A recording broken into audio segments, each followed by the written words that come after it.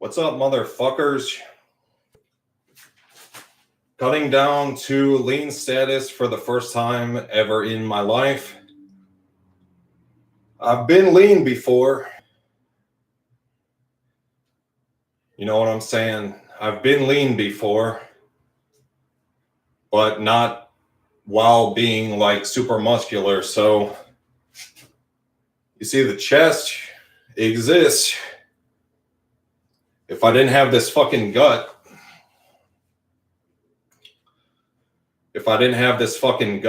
you know,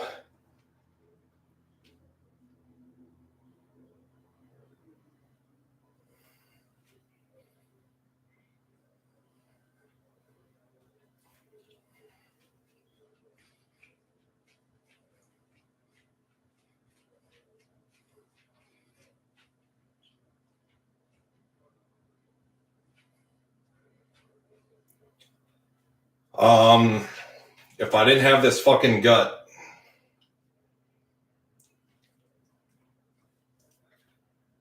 I think I would look pretty fucking good. You see, I have gyno from steroids years ago.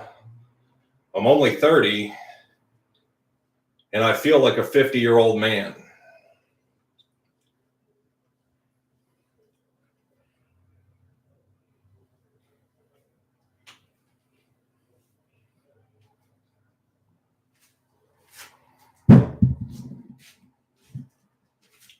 So don't do steroids, stay natty, you know.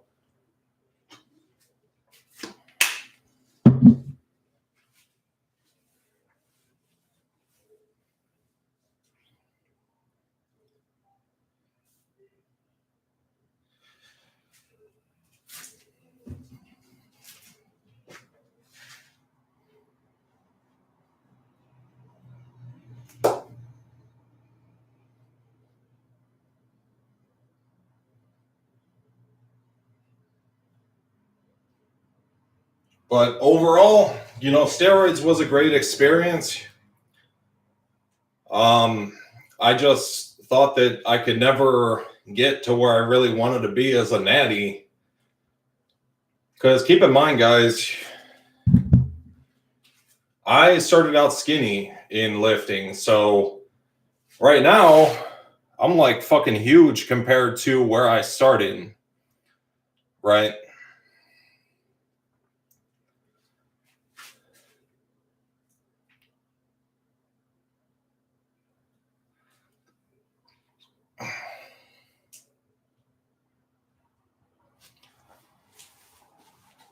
And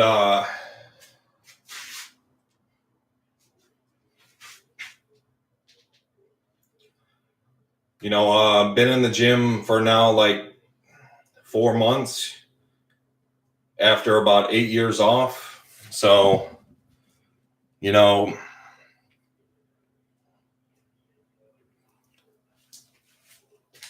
really for natural, I think I'm doing pretty okay. You know,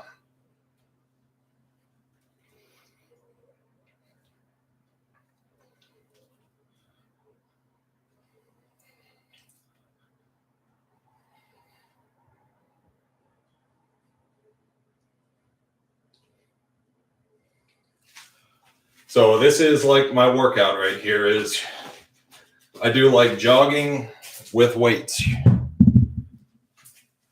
But I gotta like pull my pants up because these pants don't have a fucking string in them.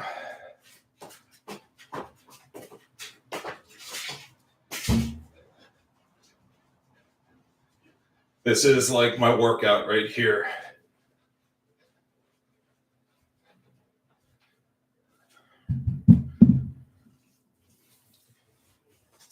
So pretty much, yeah.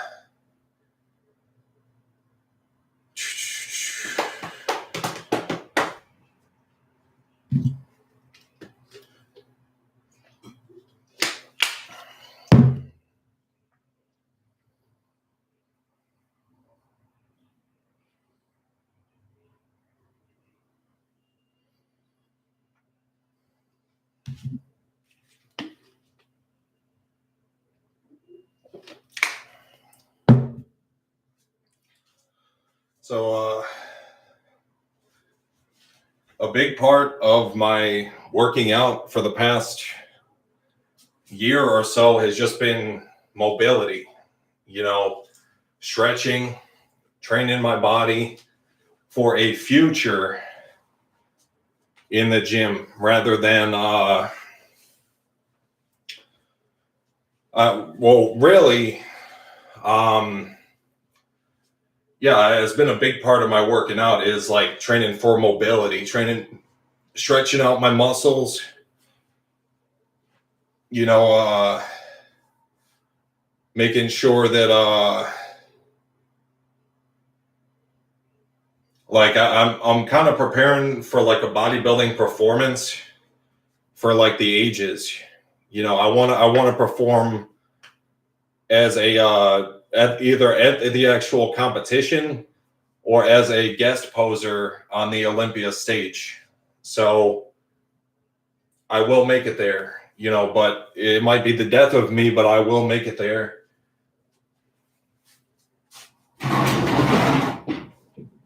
And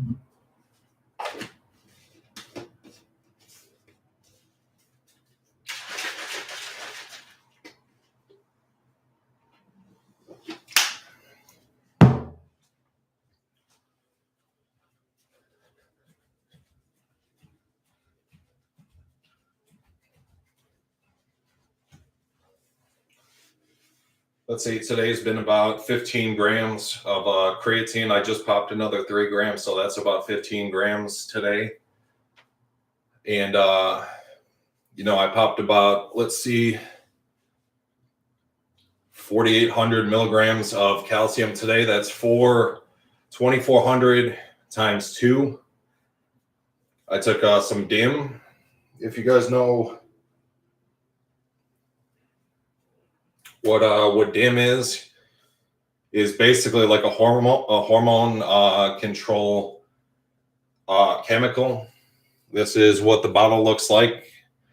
I get mine from NutriCost. You know, I take terkestrone. You know, terkestrone is like legal anabolics.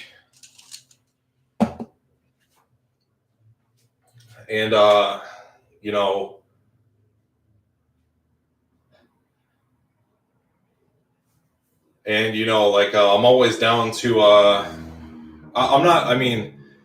always down to take things to the next level. If I could find something that's like tried and proven to be like,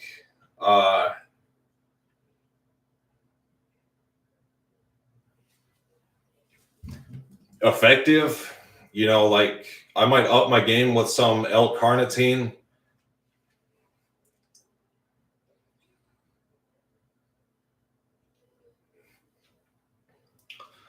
I might like up my game with some L-carnitine, you know.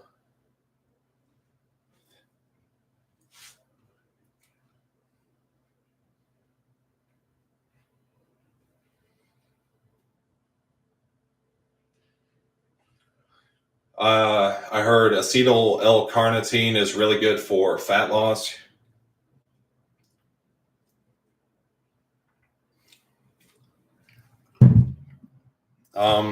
I might have to move to another country in order to be able to legally, you know, start, you know, taking steroids again. Because I got a lot of problems from my past that someone might fuck around and snitch on me or something. for taking steroids, but for the most part, if I could do it naturally, I will. You know,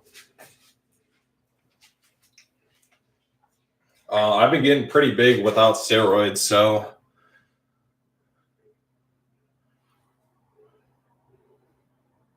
like I don't know, I got to train my left arm. Today is like going to be a left arm kind of day.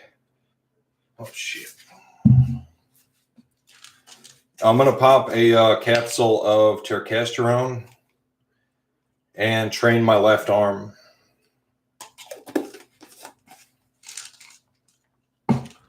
Because if you can't tell, my right arm is like fucking jacked, and my left arm is like fucking, you can hardly tell that I work out. Like, not much bigger than like, well, you know, I don't know. To me, it's like not much bigger than like an average human being. But I get compliments about how big I am all the time.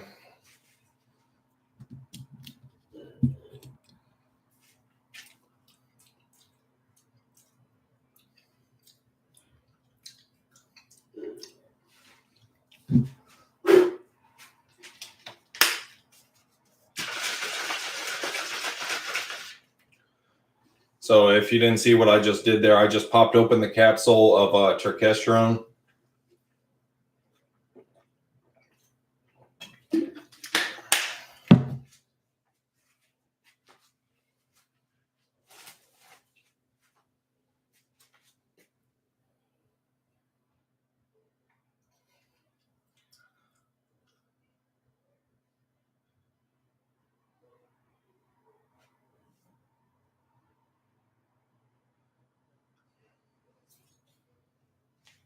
So I'm just going to throw around the 15-pound weight a little bit.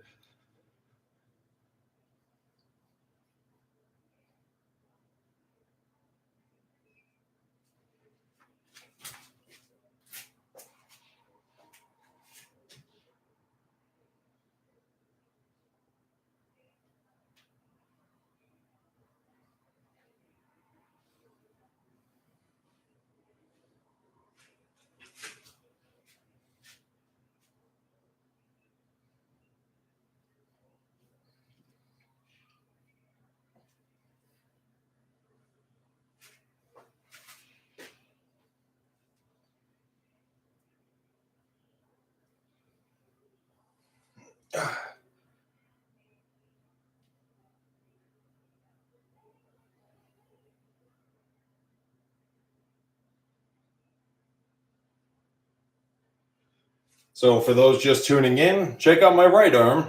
Okay, check out my right arm. Now check out my left arm. Something wrong with that picture, man.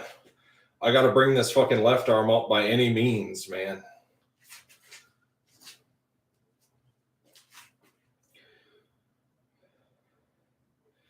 And it's not because I fucking jack off with my right arm. Actually, you'd be surprised to find out that I actually jack off with my left arm. Not that it's anything to you, but shit.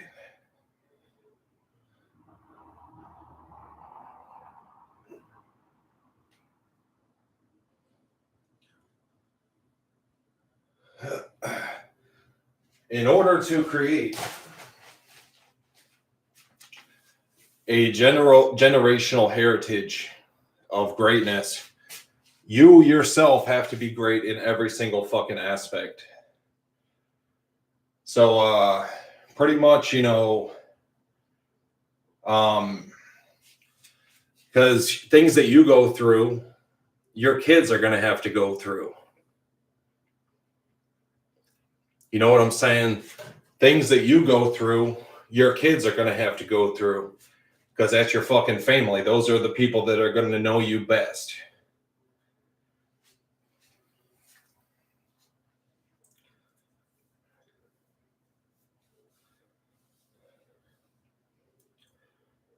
You know, is like, I could never,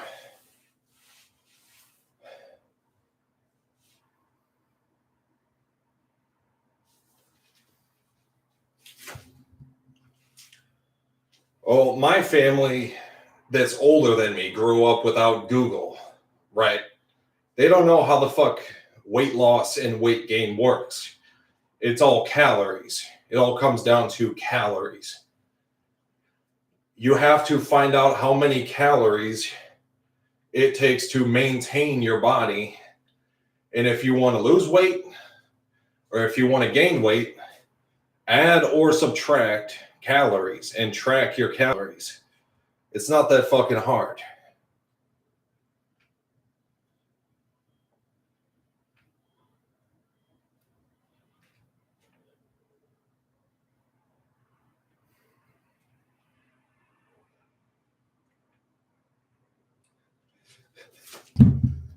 Hold on, I gotta use the bathroom real quick. I ate way too much today, so I really gotta like bust my ass. I'm probably gonna work out for try to work out for like 8 hours today, like 8 hours tonight.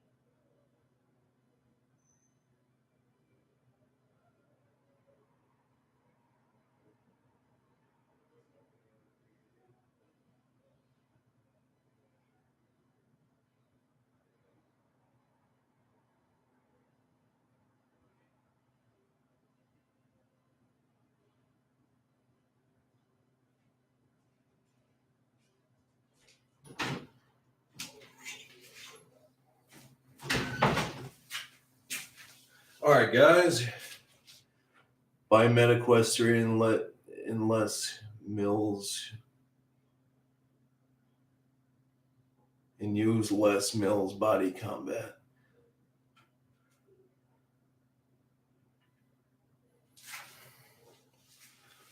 Okay. Oh, shit.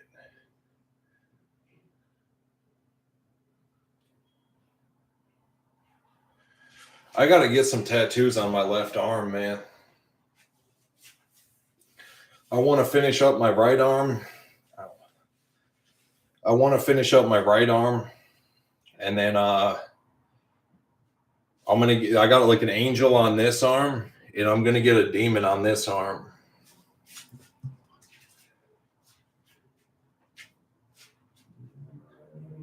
Like a devil or something.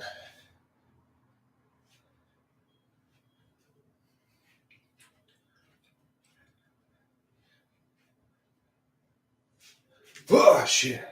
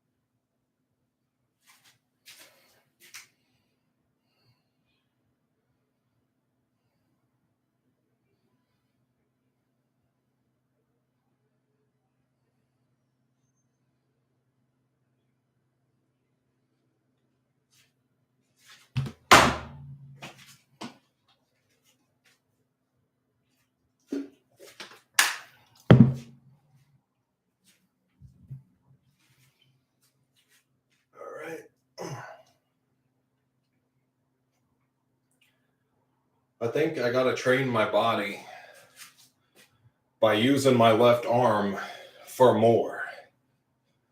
I've shown it 10 times in this video, and I got to show it again. Look at how big my fucking right arm is, and look at how little my fucking left arm is. That shit's not good.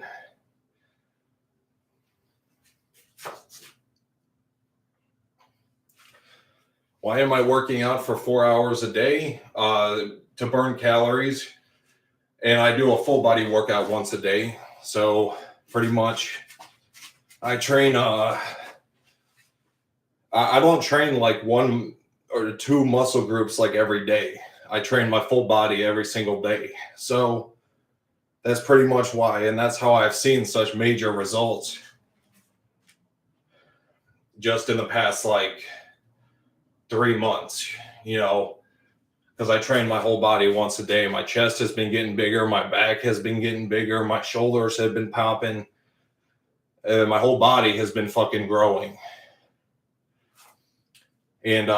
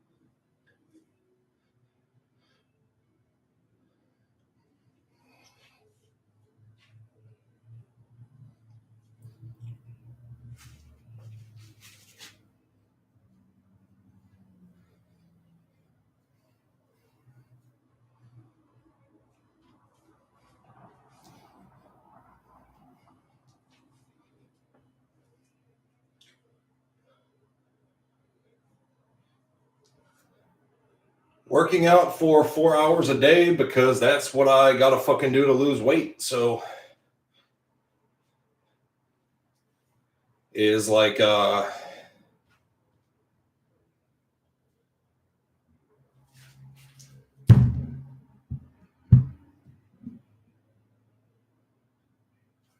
yeah, but more working out equals more calories burned. So I'm trying to drop this weight fast so I could go back bulking, man. That's my thing.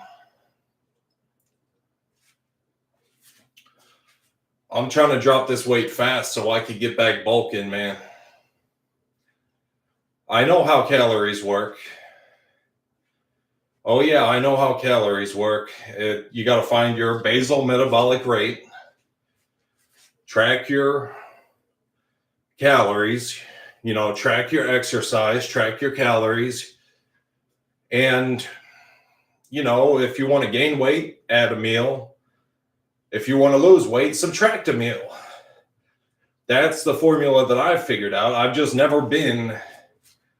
never just like done it before. I know the science of how it's done. I just have never done it before.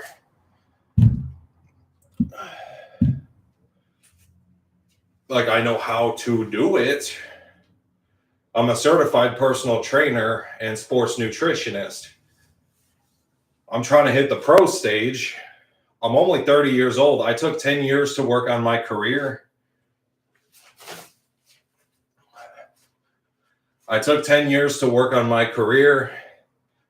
But now I'm 30. I made millions. Pretty much I'm done with that shit. I work for like 2 hours a day, man.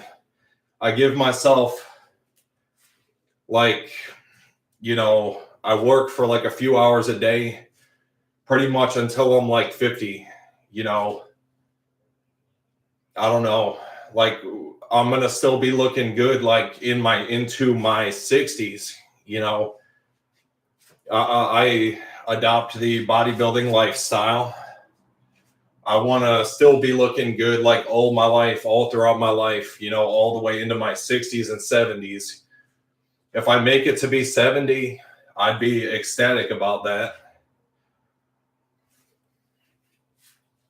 And, if I make it to be 70, I'd be ecstatic about that. But I want to be looking good like all my life. I want to be like on my deathbed with like little 2-pound weights, like, oh yeah, fucking pumping it out, And,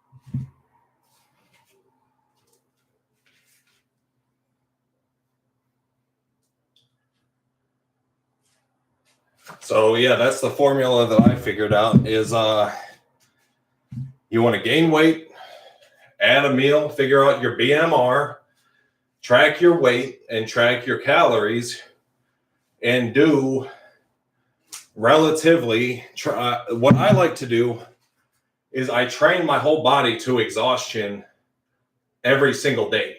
I don't leave any stone unturned. I train my whole body to exhaustion every single day. Whether if it takes 2 hours or if it takes fucking until I fall asleep. I train my whole body to exhaustion every single day. That's what I've been doing for the past couple months. And I measure it all in meals because I eat the same thing like every day. So I eat top ramen and tuna. Like Kali Muscle says, is like the cheapest carbs and the cheapest protein. That's what I fucking eat. And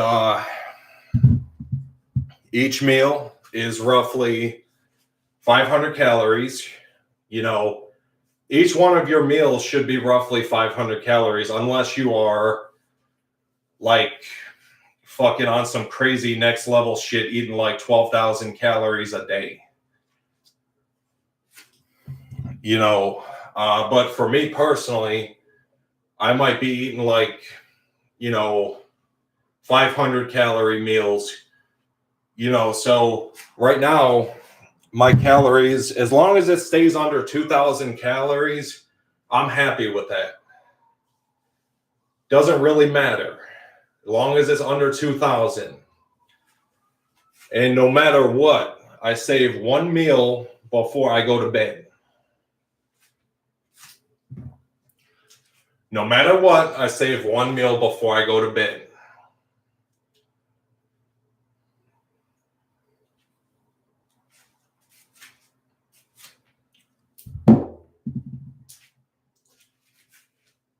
And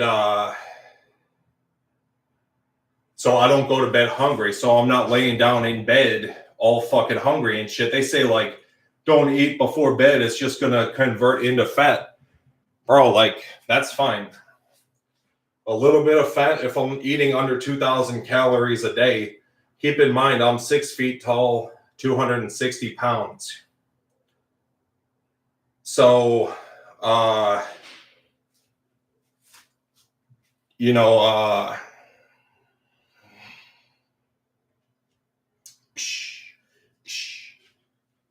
keep in mind, I'm 6 feet tall, 260 pounds. So I need,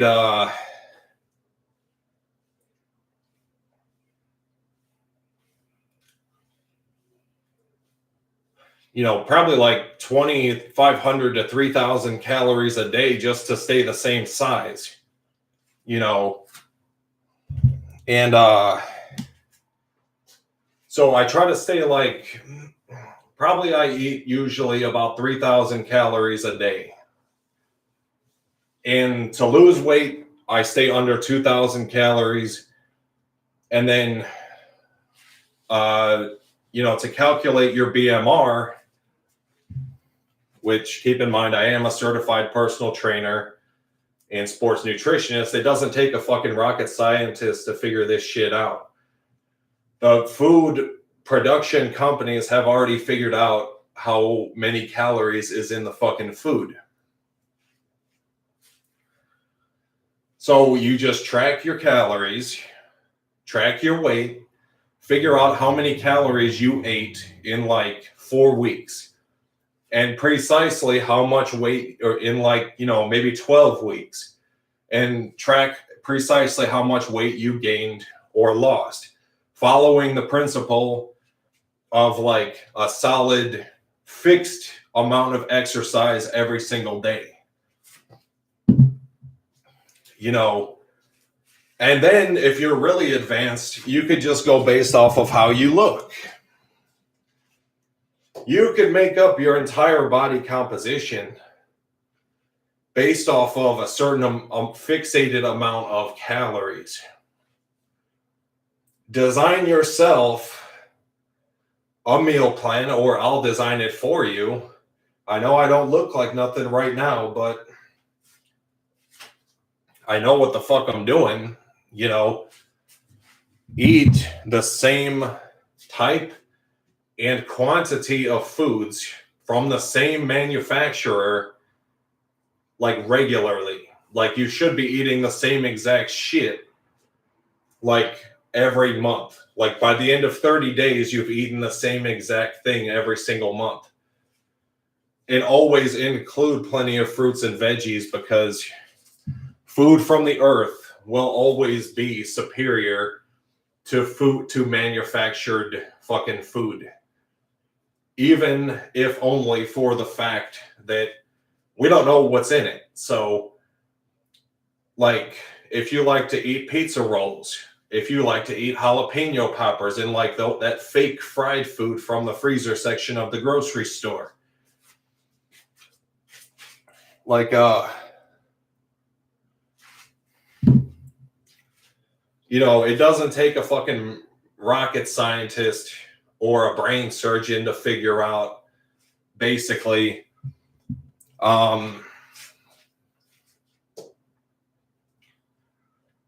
how to do calories. Yeah, bro. It's not my background. It's just it doesn't take an idiot to figure it out. Sure, I am back on the workout grind, bro. I've been Sure, I am back on the workout grind, bro. When I first started working out, I was lean as fuck, like ripped and lean. But I had no damn muscle, so I went on a bulk. Fucked around and took steroids because I had to get big fast for a photo shoot. Basically for my business. And got gyno, got fat because my hormones got all out of balance. I started taking this shit. This shit's called DIM. This shit is great for after a steroid cycle, guys. But don't ever take steroids. But if you do, you'll find that DIM is a great supplement to take after coming off of steroids, and it's over the counter. So I get my shit from NutriCost. I get my shit from NutriCost whenever I can. That's one of the brands of supplements that I allow into my regimen. Optimum Nutrition Whey, Muscle Milk, Synthesix, and NutriCost. I get the same brands of fucking everything. So I'm not like throwing a whole bunch of different bullshit and different chemicals and shit into my body. It's very important. Because our body, we get addicted to shit. Our bodies tend to get addicted to things, and we got to have it like every now and then. Even something like certain pre-workouts. Like this shit right here. Like Mr. Hyde's signature pre-workout is fueling this workout, by the way. Got to give them a shout out. you know, shit. Is like I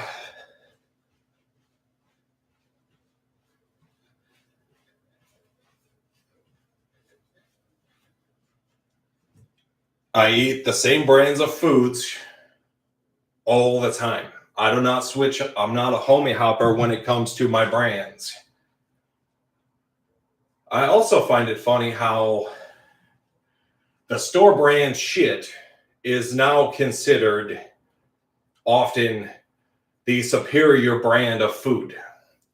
Like Great Value shit from Walmart is now considered like a superior brand versus like a lot of the shit that's being pumped into the fucking consumer marketplace nowadays. That's like some fucking crazy fucking shit.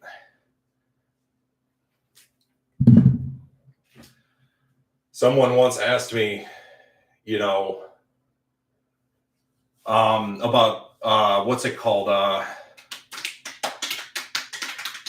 People just assume the worst because of the way I look.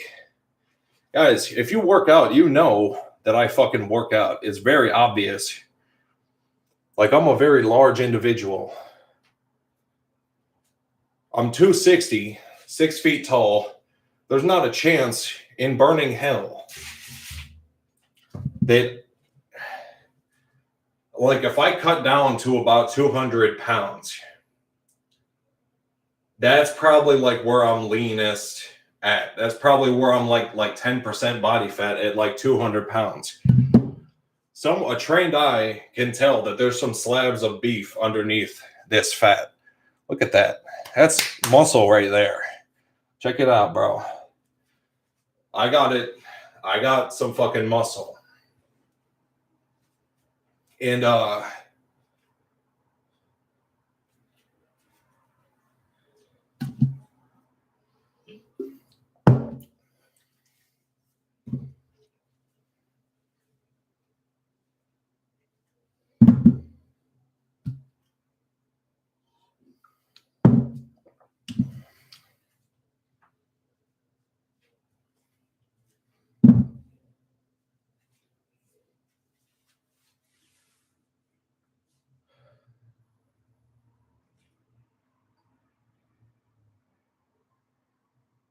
if anyone comments on this fucking video talking about the fucking like, I could explain the architecture of weight loss and weight gain very simply. Measure out 500 calorie meals. Okay. Eat until your heart's content every day for about 2 to 3 months. Figure out how much weight you've gained or lost and keep track of how many meals you eat every single day. Okay. The best thing you could do is to eat the same amount of calories every single day. But if you want to get more mathematical with it, but what we're doing, this is like something that I would do, is like celebrate the 3 months before you change your life forever.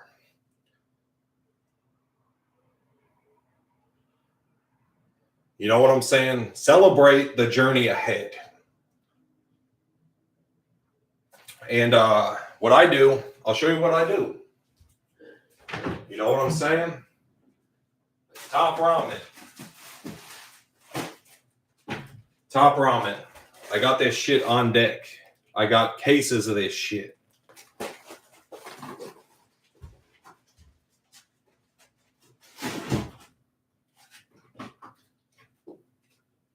Tuna.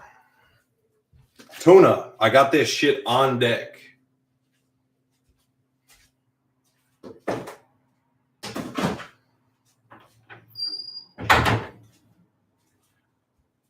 So figure out how many, eat the same amount of meals. Typically, you probably should eat the same amount of meals. Put the same amount of shit in your body, including creatine, including protein shakes, everything. put the same amount of shit in your body every single day for 3 months. Figure out how much weight you've gained or lost in 3 months. That's how you know how many calories you need to maintain. Okay, just do the math or Google a BMR calculator. Or not BMR, BMI. No, BMR. Something like that. Like, you know, look, Google a fucking calculator to figure out how many calories now that you have that data that you need to gain or lose weight. Since you're eating the same fucking shit on average every 30 days, you could even eat a variety. I don't really eat a fucking variety. I have like a small like cheat meal like once a day, man. Whether if it's like some orange chicken, like not exceeding like 500 calories. And I count that as a meal. You know, like my daily cheat meal is like not exceeding 500 calories a day, right?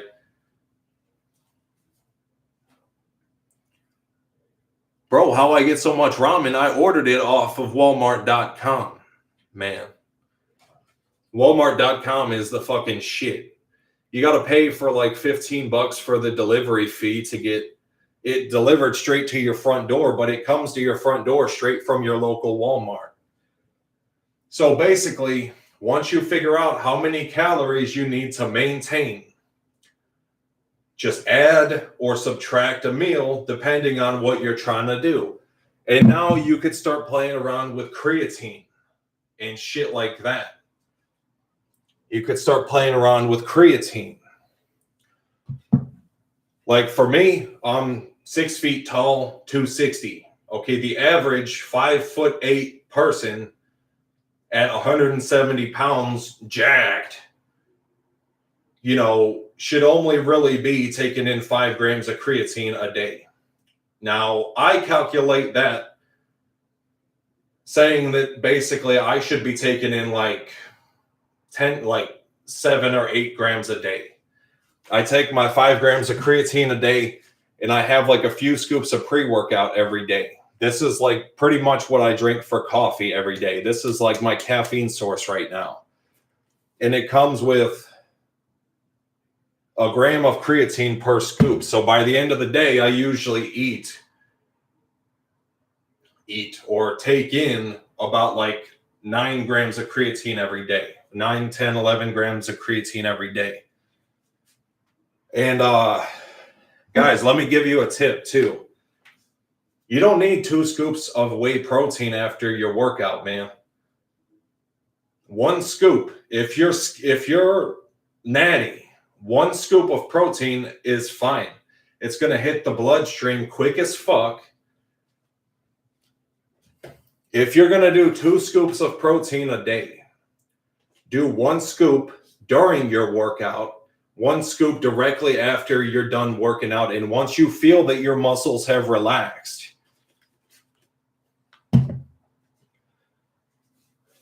when your body is nice and relaxed, like soon as your body hits baseline, pop that scoop of protein, chug that fucking protein shake with like 6 ounces of water.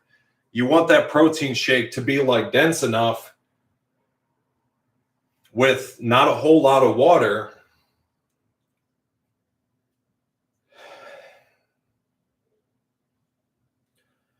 so that your body doesn't have to sift through all this fucking water to get to the protein. It's not complicated. You don't have to be like super smart to figure this shit out. You just got to think about it. Sit down and actually write out a meal plan for fucking like sit there for 6 hours and really engineer the entire process of how you're going to feed your body for bodybuilding. Looky here. They say carbs are bad. I disagree. Okay. I disagree. Okay. Potatoes is great, but I don't do white bread anymore. You could do white bread, but don't do like Wonder Bread and shit. Like white bread is a moderate carbohydrate. It's not like optimal. You should be eating like oats and like something like else, is like calories is calories. A calorie is a calorie. You know what I'm saying? But white bread is like way too much fucking calories for what it fills you up for,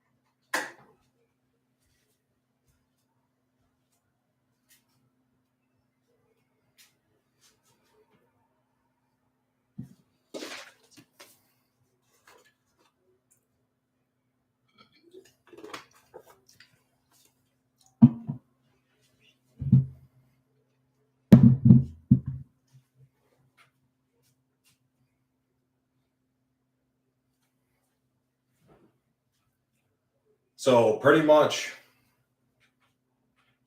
yeah,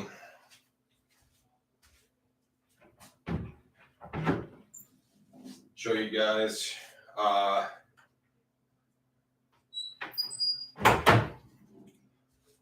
So right now, basically, I'm just learning how to go off of basically the way that I look.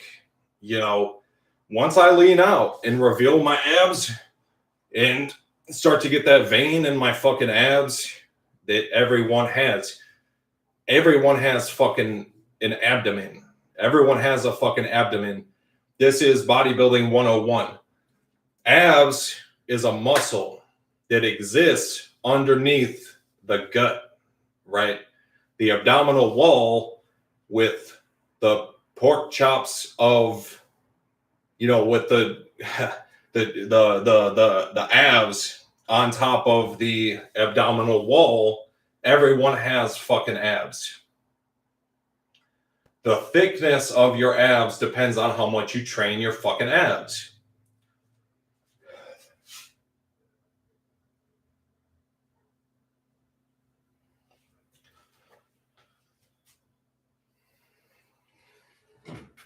Pecs. It's kind of hard to recognize the pecs underneath these voluptuous titties, baby, please. But the pecs, clearly, if I do a close-up, are there. There's some slabs of beef underneath that fucking fat, and I'm going to have to lean out to really reveal it. The people in Israel in the Bible, they don't lose the last little pinch of fat on their hip. So I might do the same fucking thing. I might not lose the last little pinch of fat on my hips. It's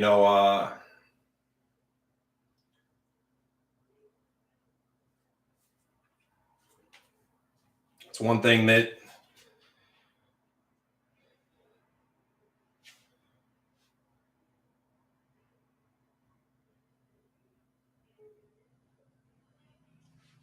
what are you talking about? Eats and drinks a shit ton. I don't know what the fuck you're talking about, bro. I don't eat and drink a shit ton. I track my calories. I eat less than 2,000 calories a day. That's the whole point of what I just pretty much got done saying earlier in the video. I says long as my calories stay below 2,000, I'm cool, you know. And then I always save 500 calories for my meal directly before bed. Probably more or less like a high protein meal. You know, probably try to keep that like maybe like 3 cans of tuna, like directly before bed. This right here was given to me, is not mine, is fucking trash. I'm going to give this to somebody. I'm going to go throw it at the fucking wall in the living room to someone else. Yo! David, you want this?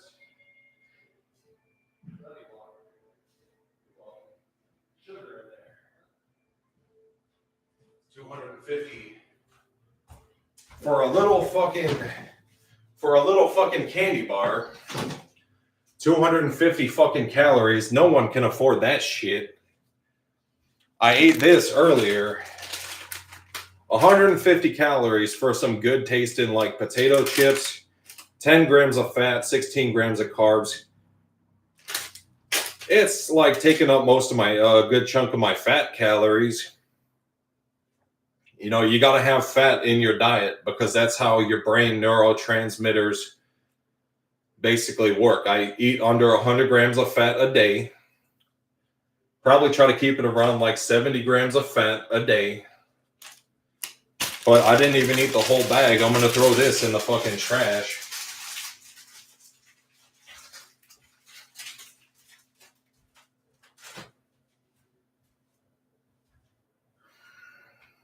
And let's see. So yeah, the big secret I think to gaining and losing weight is, for me, is I track. I train my body to exhaustion every day. That's my rule of thumb. I train my body to exhaustion no matter what I have to do. If it's fucking 12 hours, I will do it. You know, whatever I have to do to reach a point of exhaustion, I will fucking do it. Ah, shit.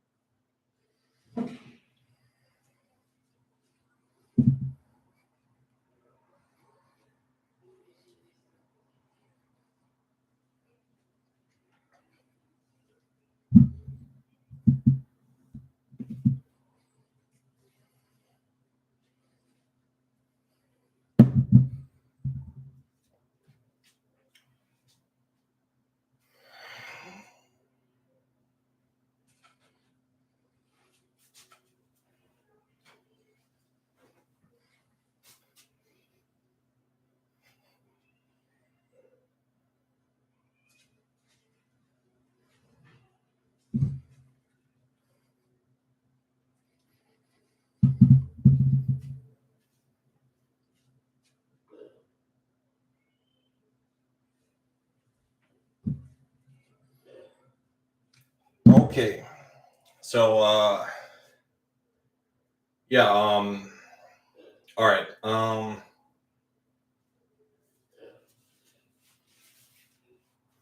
right. Whoever just left that comment is fucking ignorant as fuck. Does this, but then eats and drinks a shit ton, making all this worthless for weight loss. Yeah, okay. Totally, bro. You know me way too well.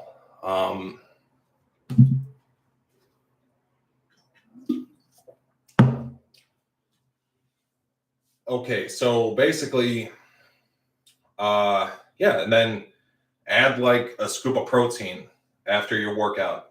Like,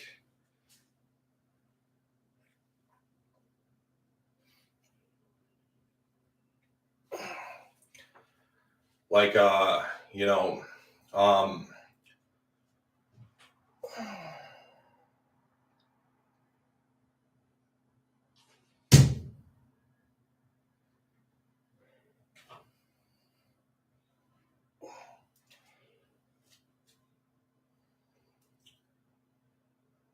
so I'll explain the science one more time for those that didn't listen. Um,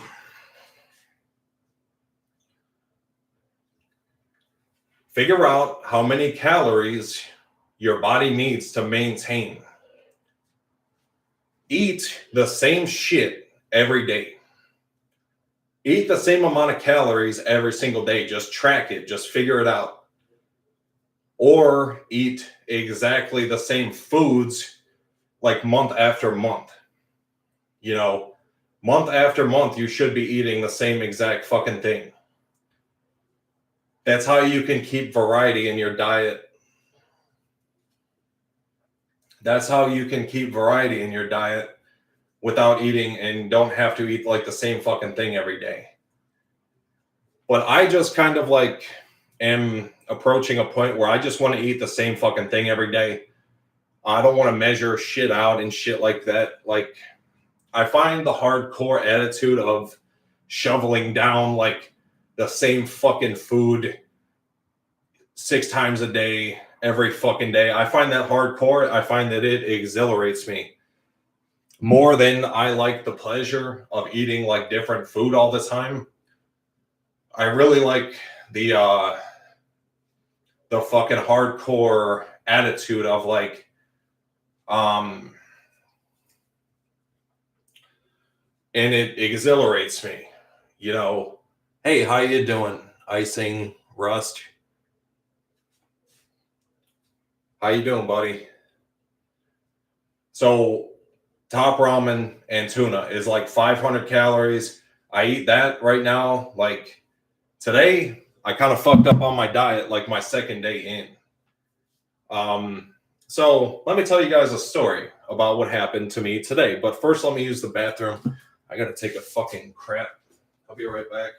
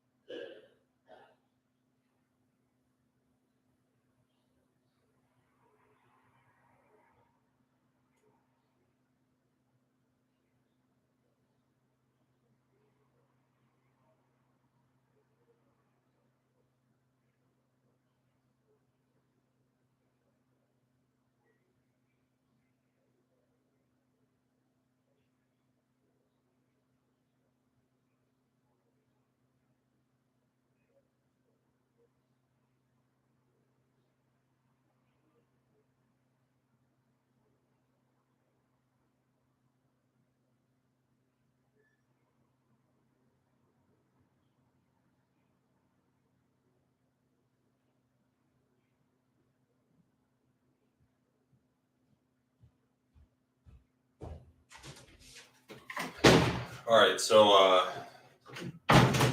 I fucking. For how long have you been working out?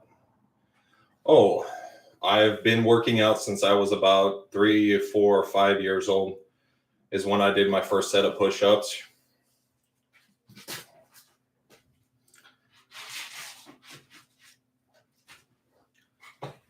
And I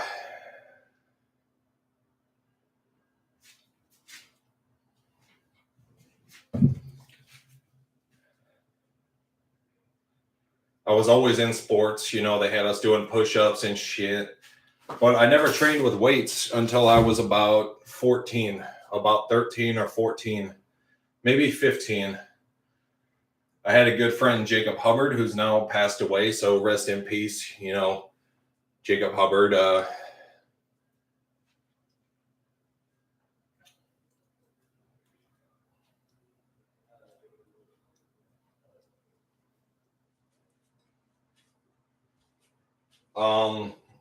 I bought probably like 75 to 100 pounds worth of free weights from him for like $30. So money was kind of hard to come by for me at the time, you know.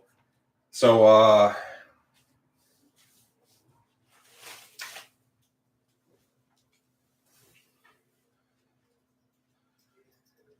you know, but it seemed like every time I had money, I had something to spend it on. And that particular occasion, I had like $30. I think I did like an odd job for a family friend or something to make that money. And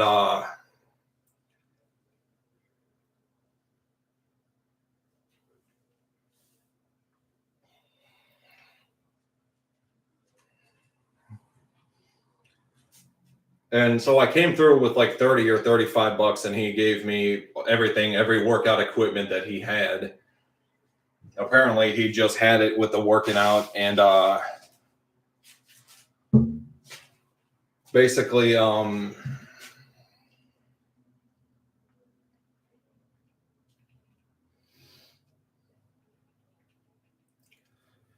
we were smoking a lot of weed and drinking a lot at the time, so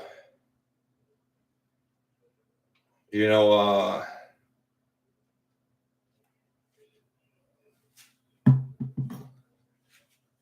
so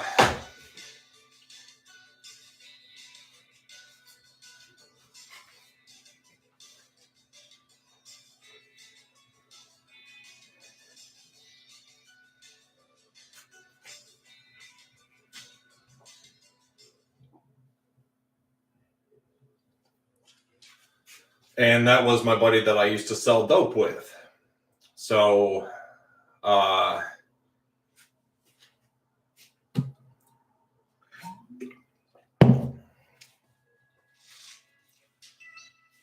you know, I actually got 2 buddies that are dead from that little crew that we had back then, you know. And then fucking Jesus Christ. The other buddy's like fucking homeless living in a tent in Florida. And the other buddy is, I don't know where the fuck Ethan is. Let me see if he's out there somewhere. Ethan, man. Then there's Corey. You know, I'm not trying to like call out names or nothing. It's not like we can get in trouble. You can get in trouble for a crime that happened 8 years ago. But as teenagers, you know, well, I was the one selling dope. They were just kind of there, you know. Let's see. Ethan Williams. How the fuck is he doing? Is he dead yet?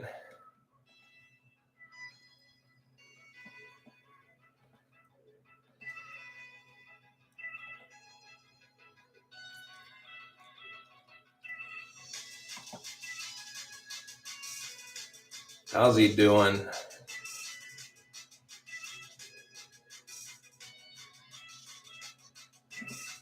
Oh my fucking God. He went country on everybody.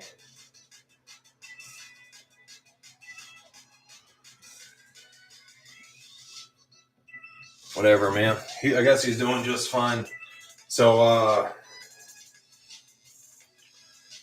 basically, you know,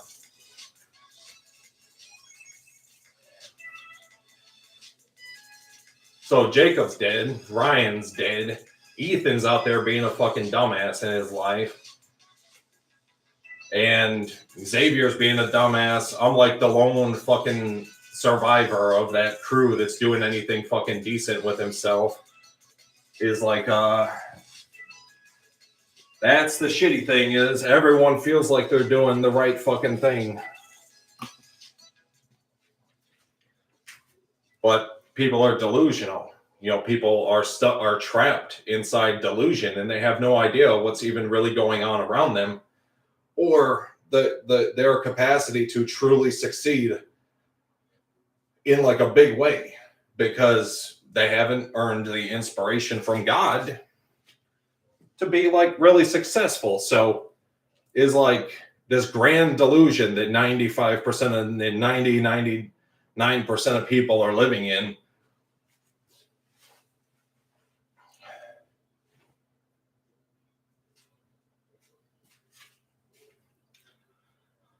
Is like this grand delusion that 90 to 99% of people are living in, that they have no fucking clue what they're even doing. You know, but they feel like they're getting ahead.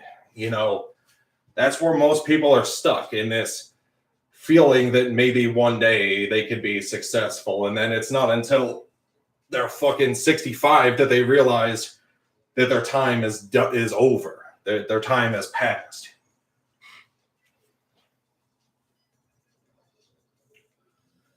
Because I know I'm like probably going to die in like my 70s or 80s.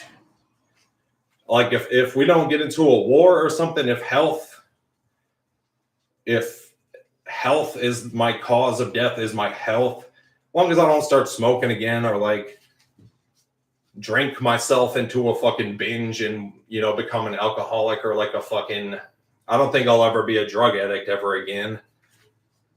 Which, like, they say, like, once an addict, always an addict, but also you can leave addiction behind and become addicted to the way you feel about yourself after you stop doing drugs. And that's what I'm addicted to, is being a successfully leaving that life behind.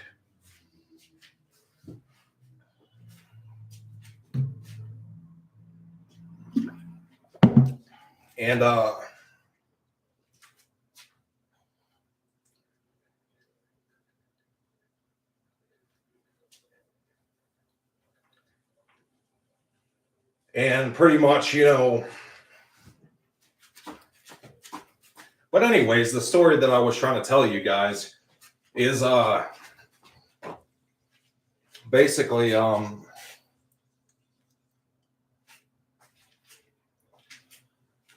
the story that I was trying to tell you guys is basically, it's my second day on my diet yesterday. Never, hardly fucking ever, like less than 10 times has anyone ever brought any food into this fucking house except for me,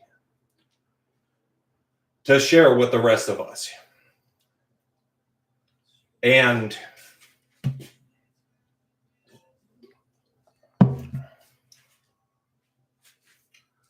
you know,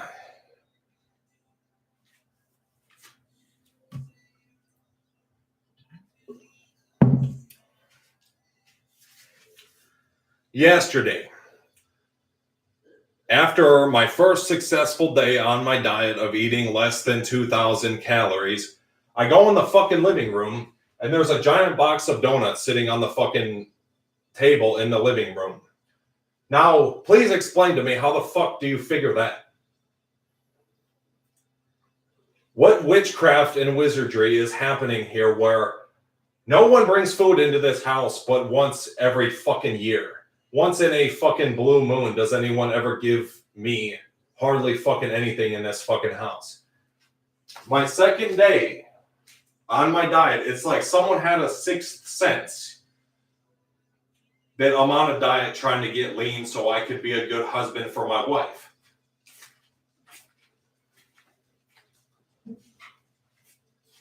I'm on a diet trying to get lean so I could rather be at my best self. I go in the living room and there's a box this fucking big. A big, like, box, like the size of, like, this fucking big of a box. Full of fucking donuts. Full, like, just piled in there. I'm like, you gotta be fucking kidding me, bro. Because if I have sugar in the house, I'm gonna fucking eat the sugar, right? That's why I don't keep that shit in the house. That's why when I was smoking, I wouldn't even spend money on tobacco. I wouldn't have it in the house. I would, like, if I were to smoke, I would go out and, like, bum cigarettes off of people. Literally go out and bum cigarettes off of people, because being on disability, I live off of like $40 a week, you know. After I pay all my bills, I have like $40 a week. And that was just too much to buy a box of cigars plus a vape plus a couple beers is like fucking like $20 a week for like a box of cigars, you know, and is like $20 a week for a box of cigars, you know, and that's like half my money, or was like half my money for the longest time. I have so much shit that I'd rather spend that money on. So I wouldn't even have the shit in the fucking house. I wouldn't even have it around. I wouldn't spend money on it. I would very quickly, once my weekly deposit hit my bank account,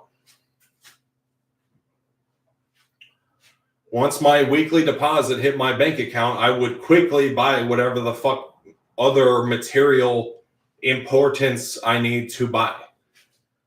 But usually, like every other week, I would cave and buy like some tobacco. You know, like if you're enveloped inside a tobacco addiction,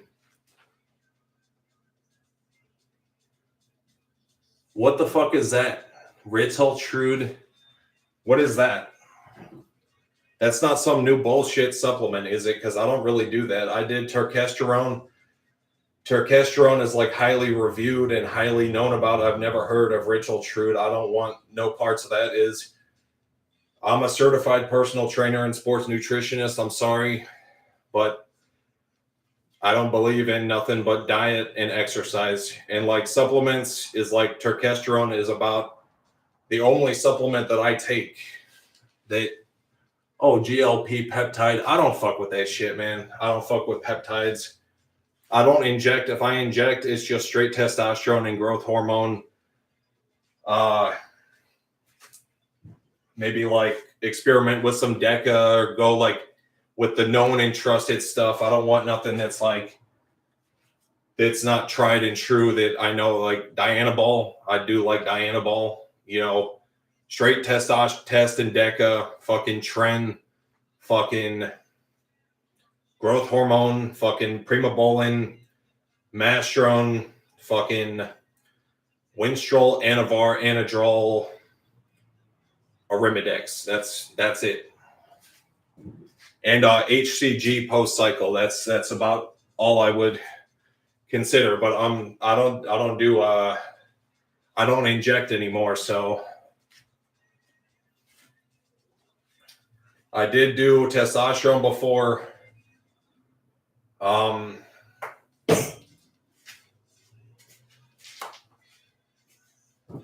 Which caused me gyno. Check me out, bro. TTs, baby, please. It's not fucking good, bro.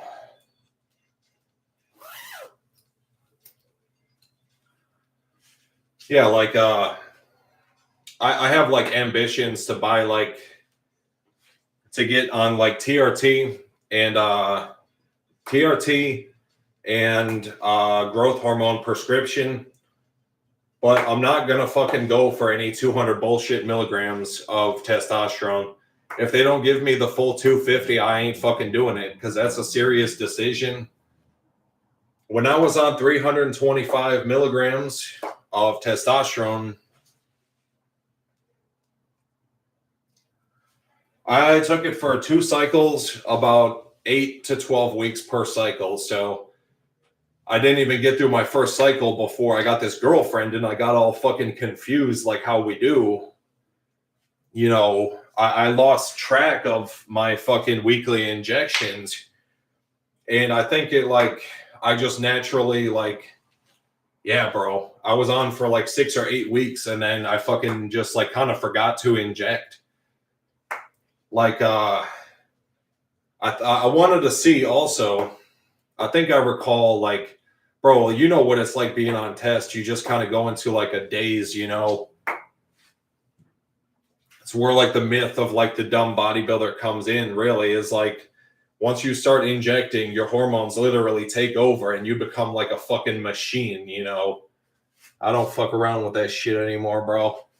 Coming off, you've got a great thing ahead of you. Coming off, though, my man, is when your natural testosterone crashes after a cycle, you're going to reach a whole new level of fucking inhumanness, and you're going to stop craving sex so much.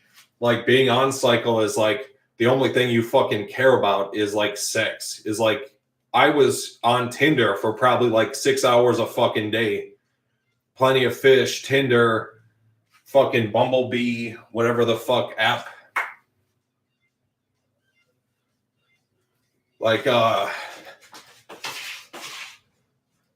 I was scouring the fucking to the edge of the earth to get some fucking pussy. And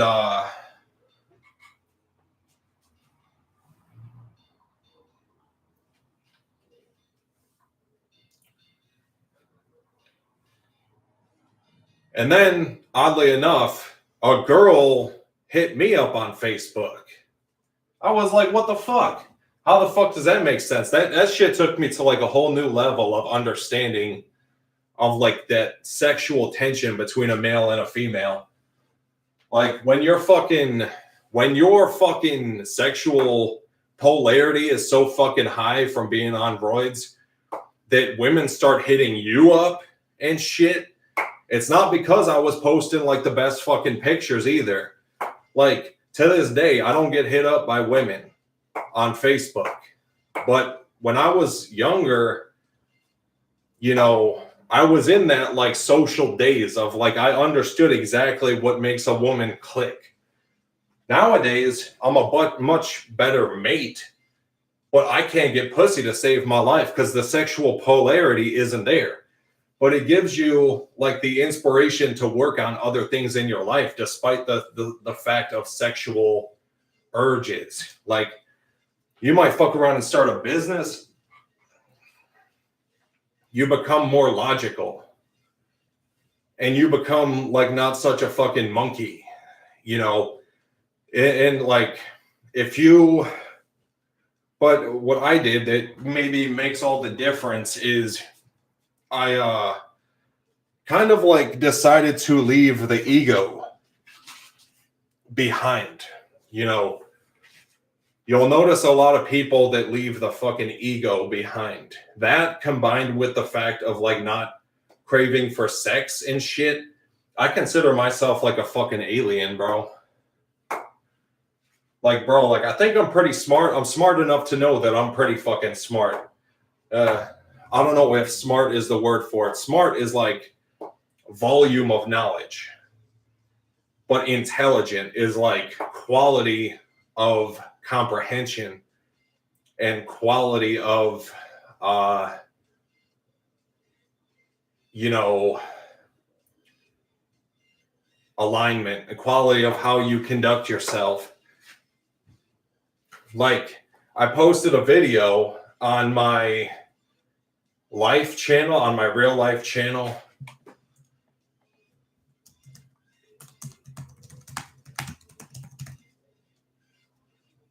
Let me see if I can link myself there. Not having fucking not having fucking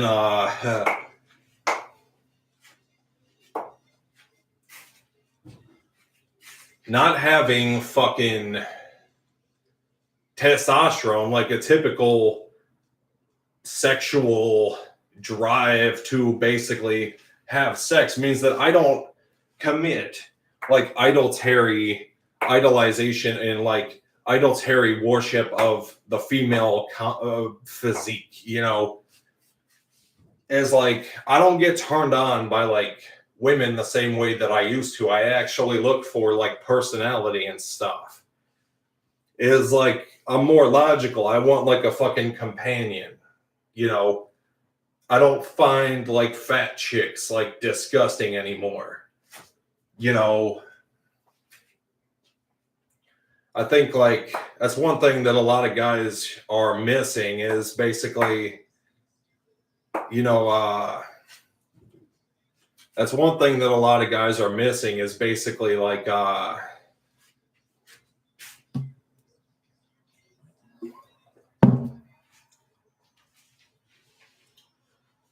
comprehension of what the fuck is going on around them. You know, when you destroy the ego, you realize that everything you think you were, everything you think you are is fake. You know, you think that success is one thing that like, I'm still unlocking the truth about basically like free will and all that shit. You know, basically I lived under the will of God for like 8 years, 9 years, practically like 9 years. Earlier this year, I had to literally walk on my own 2 feet. I had to literally learn how to walk on my own 2 feet. That's how fucking under control I was. I had to literally learn how to walk on my own 2 feet, you know. And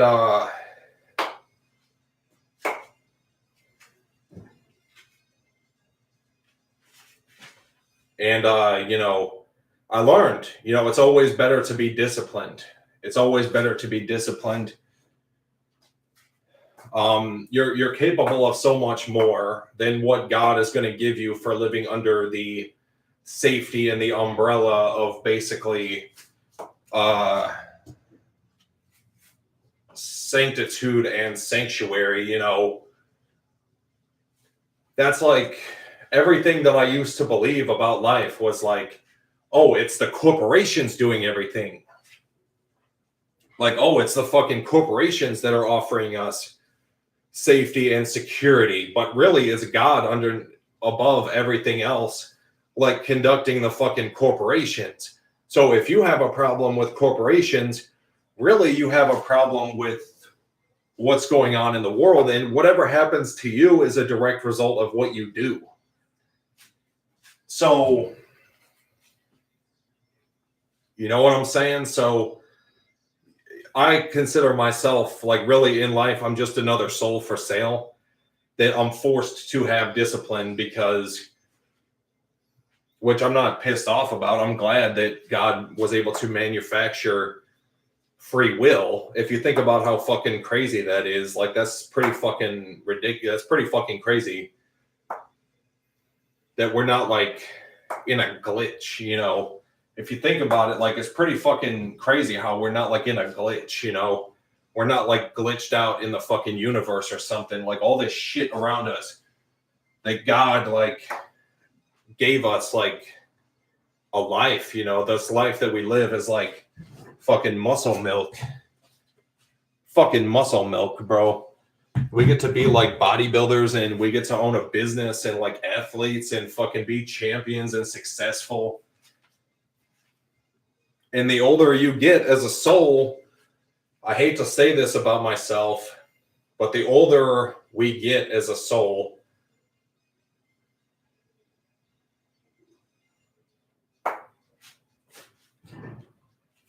the more capacity you have to achieve crazy shit. You know what I'm saying? Is like, it's even to the point to where, like, I pretty much believe that I would be above average if I were to accept being a part of like the everybody else. But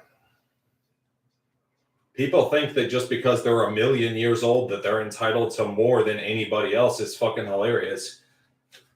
Because I'm like fucking way old, like fucking eons and ethons old. And you guys are all like the fucking same to me. It doesn't matter if you're 1 year old or 1 bajillion years old. It's literally the fucking same. If you consider the concept of eternity in like a text document, if the numbers just keep going down into infinity, like I'm like, and if that number just keeps scrolling for like a million years, like that's how old I pretty much am. And then there's something that I believe as like the actual final form is like the end of actually fucking the timeline, which I clearly am not there yet because I believe God is good. I live such a shitty fucking life. And I don't think this is the life that God, I hope that this isn't the life that God ordained for me for all eternity. Like, it's mad decent, but I fucking get cheated on all the time. And I fucking like have to still pay the gas bill. I'll always pay the fucking gas bill. But maybe one day I'll be able to pay the fucking gas bill by like logging in, like by doing like a cooler job or like, I don't know. Like, this ain't a bad life. You know, I'm just sick of getting my bitch fucked, you know.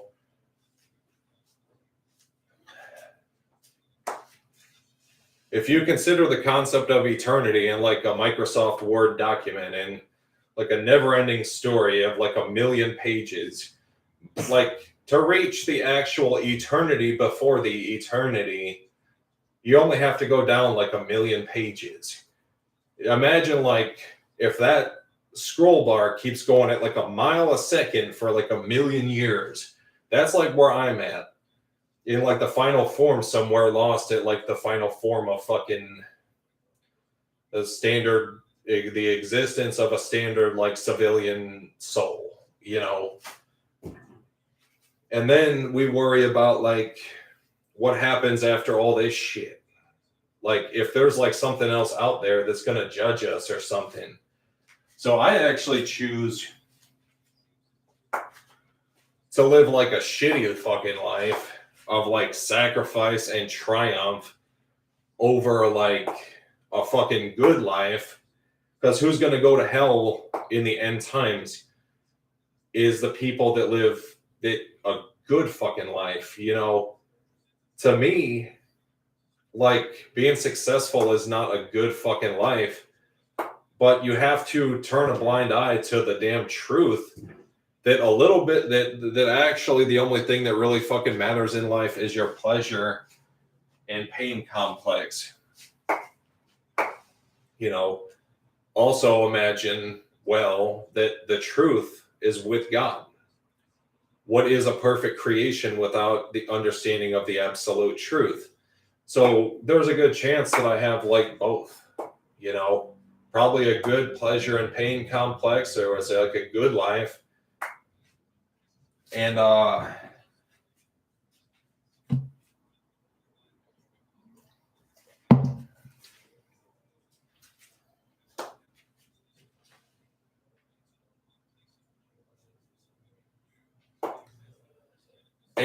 can be successful.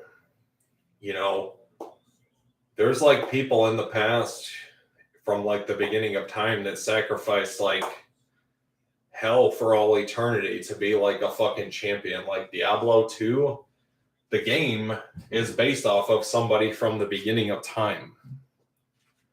And he's very upset about it. He's in hell for all eternity. His pleasure and pain matrix is in a downward spiral. But it sure is a fucking awesome game, right? Like, bro, I'm happy if I could make like some money, you know. Some money would be nice. I don't want no fucking accolades or nothing like that. If I could be like quietly one of the greatest, just to be up there and then give like the kids That's a weird word for it for someone like me, to give like the kids the chance to be like a fucking champion, but to be like a solid, like, you know, top 100 for all eternity is like a guarantee, or have the very well capacity to do that. And maybe even like every now and then I get to be the best, or like the richest man of all time, or like the richest man in Babylon. Bro, like, life is a fucking computer in the sky where you get to choose whatever life you live. You can be Arnold Schwarzenegger. You can be fucking me. And somehow I choose to be me every fucking time. You have to choose something different, like every now and then, to add a little variety. Like every now and then, you're pretty much required to choose something different as you like build in admiration of other people. Like I love like Ronnie Coleman, you know. I love like Ronnie Coleman, you know. Ronnie Coleman's the shit, you know. Ronnie Coleman, the bodybuilder, I think I might be him next, is the fucking shit. And then the color of your skin, race and racism, tells so much about the story of where you're at in your evolution.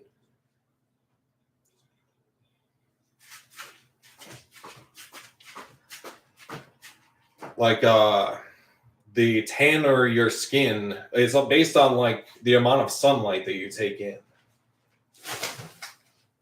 So like white people, at least this is my understanding, and then there's a such thing as like optic white, which is like Jews and stuff, people that never have to experience pain, or like the Jews, the government, basically.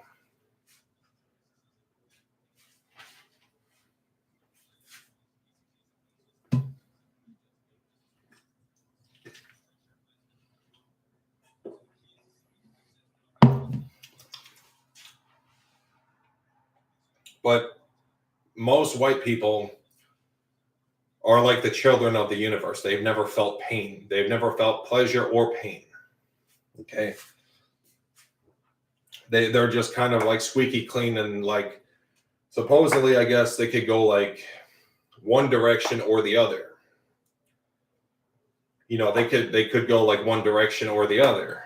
When they get their personal power, if they ever do, which some of them probably don't, we're given like so many options of which way we can go in life.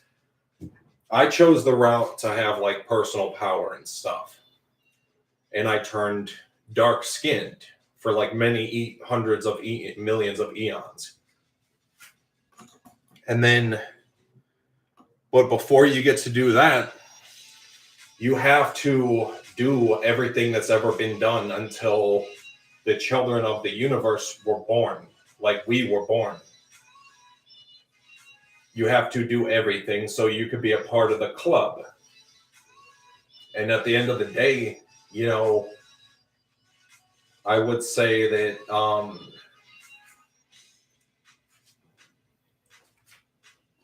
I am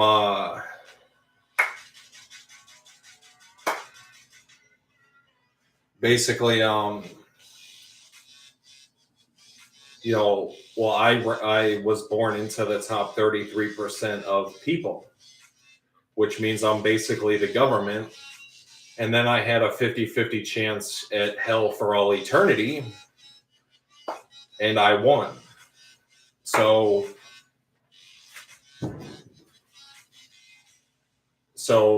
yeah, like we have to do shit like that to maintain community standards and to put like some perspective into like I have respect for God, basically. And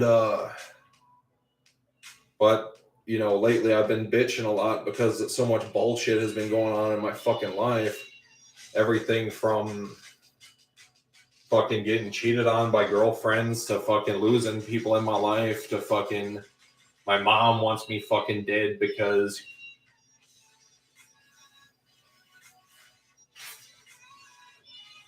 my mom wants me dead because fucking of an inheritance. She thinks she's going to get some sort of fucking inheritance from my business. And ain't nobody getting shit except for basically fucking my daughter. You know, that's the only person that's getting shit. And part of the agreement is she's not allowed to give any of it away.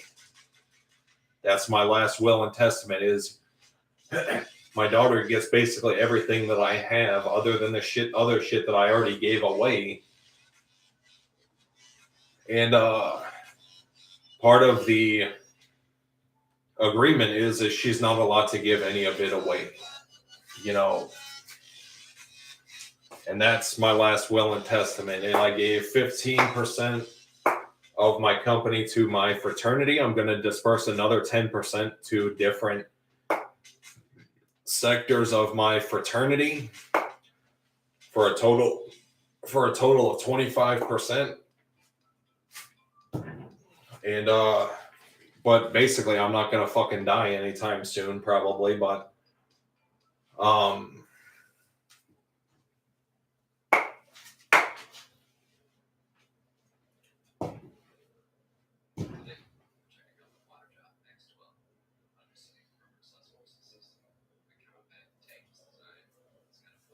so but basically I'm probably not going to die anytime soon, but yeah, for every kid I have from now on, for every child that I have from now on, they're going to be born with 5% of my company. And then if I wind up having like, you know, fucking 50 kids or something, I'll just create more, like, I'll just individualize each individual business and give like one business like per child to manage basically. That's half the reason why I want to keep having kids, if I'm honest, because you have to have kids for one major reason. Is not for legacy. For me is, but not for you, most likely. I feel like I had kids for one major reason, is to understand what it's like to be responsible for somebody. So that builds our relationship with God. I brought a child into this world with the promise that I would take care of them for their life. And I will. And my ex-girlfriend ain't getting fucking jack shit from me. She can kiss my fucking ass. I hope she fucking kills herself. She's just getting in the way at this point. We're having a kid together and she's fucking cheating on me at the same time. Is like, I fucking beg your pardon. You know, I think you underestimate my fucking desire to fucking kill your fucking ass. You know what I'm saying?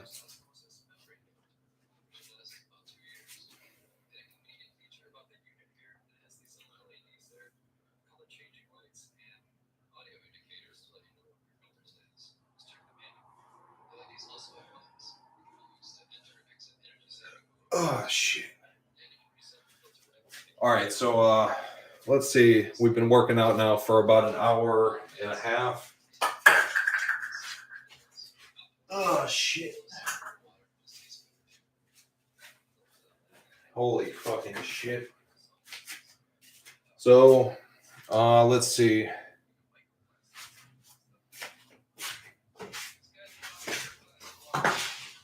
I need a fucking broom and a dustpan because my fucking goddamn floor is all dirty and shit.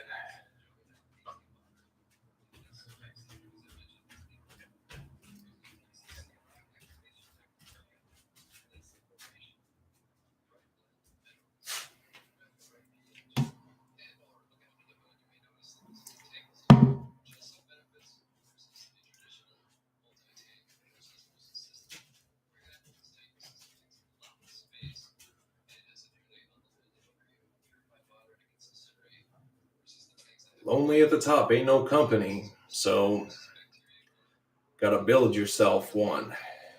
Another one. I just keep building businesses, man.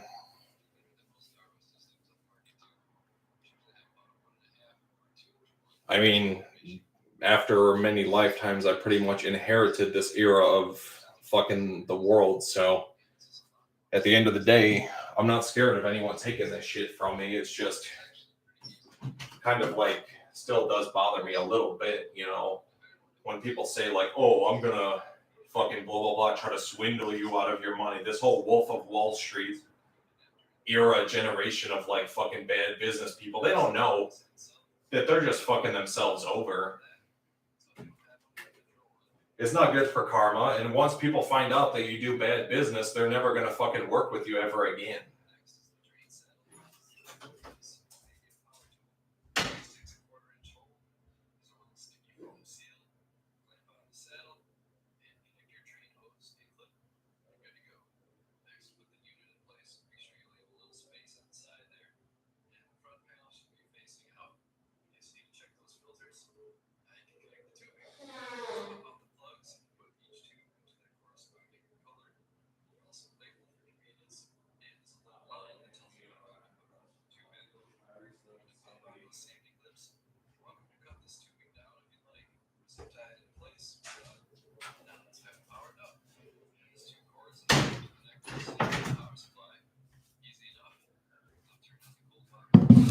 Like, if I ever in my life did bad business, is completely like for perhaps the right reasons. Like, when, you know, like the worst thing I ever did in my life was I used to sell dope, you know, as a teenager. And everyone knows that about me. And as a teenager, you're not old, you can't get a job legally because you're not 16. Then the one job I could get at the age of 15, I fucking begged the guy basically, which is not, I didn't beg, I just basically applied for the job, but I would have fucking begged the fucking guy to have the job, and got expelled from school for selling dope, and got a job at the age of 15, and that's where my workforce career started, and it ended at 19 when I legally started my first legal business entity. You know, like, kids, you know, you're not allowed to have a business because you need someone who's over 18 to sign the paperwork and shit. So my one option was the thing closest to me was to sell weed, you know, and look at it now. Weed is perfectly legal where I live anyways. So that shows you how naughty I really am. Is like, I would never do anything to put my fucking reputation on the line, you know. And if I ever did do bad business, I promise it's not guilty by reason of insanity.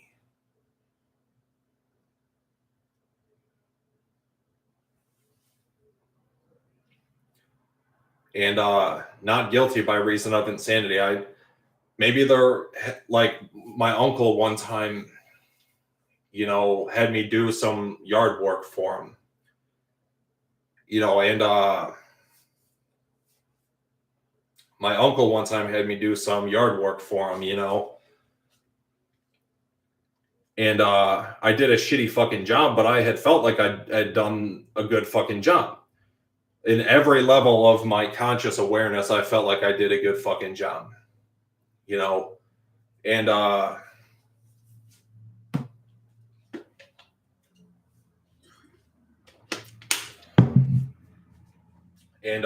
basically, you know,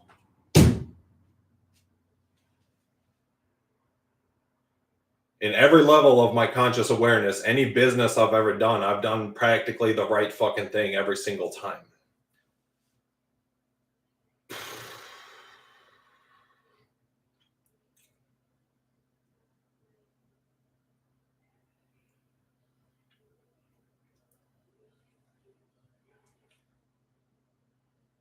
And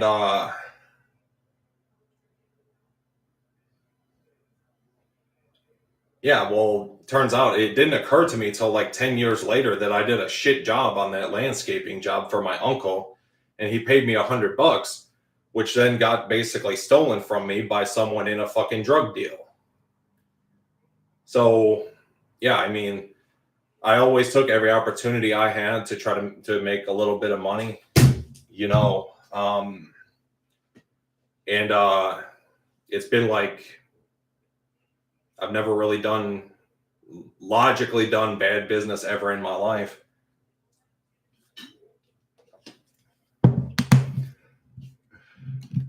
All right,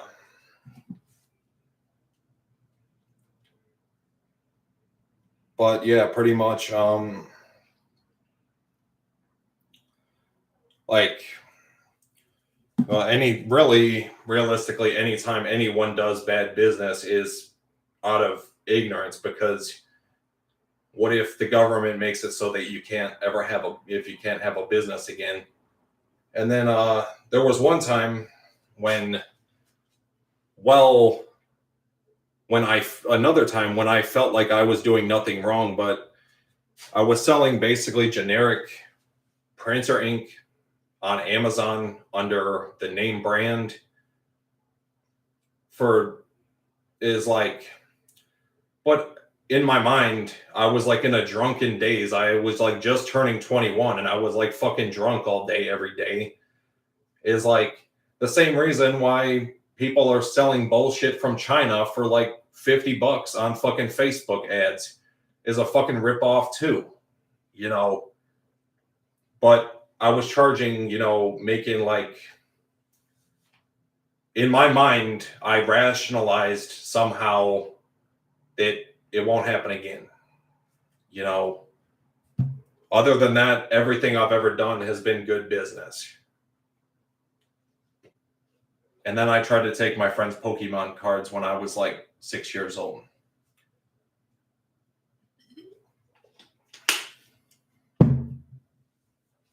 Is like, yeah, man, fucking every day in business, your reputation's on the line. And if you like, since I'm 3 years old, I've been building businesses, having like dreams of being a fucking business owner, and of course, people don't give a shit, is like, it's why people like that will never get ahead in life, is because they don't give a fuck. They don't give a fuck all the shit that you've been through in the name of becoming successful.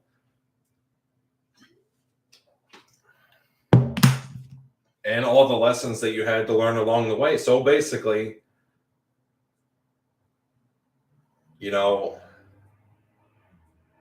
practically,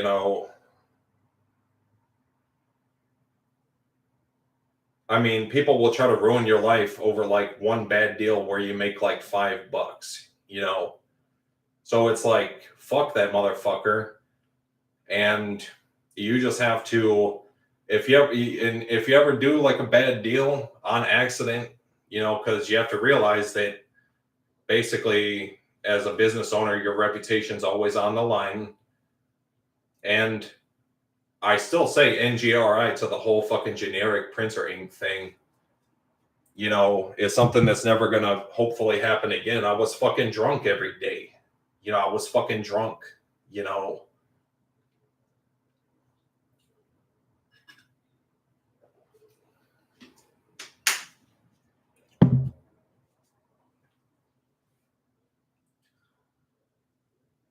I was fucking drunk every day, and I bought like, I was making like $500 a day, man, It was like, and still never really occurred to me in my conscious awareness that, and then I fucking suffered for it. So what happened is I decided to take my business to the next level.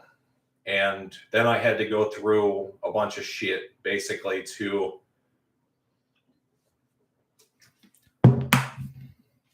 and I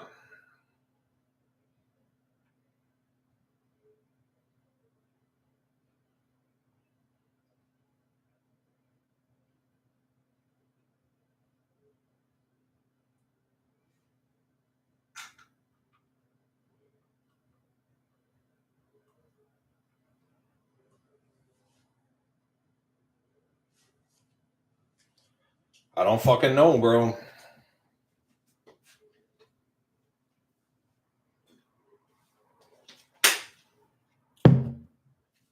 I would never fucking steal from somebody.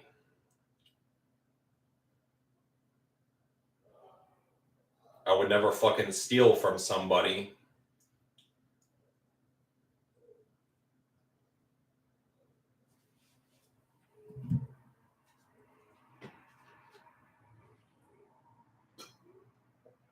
I would never fucking,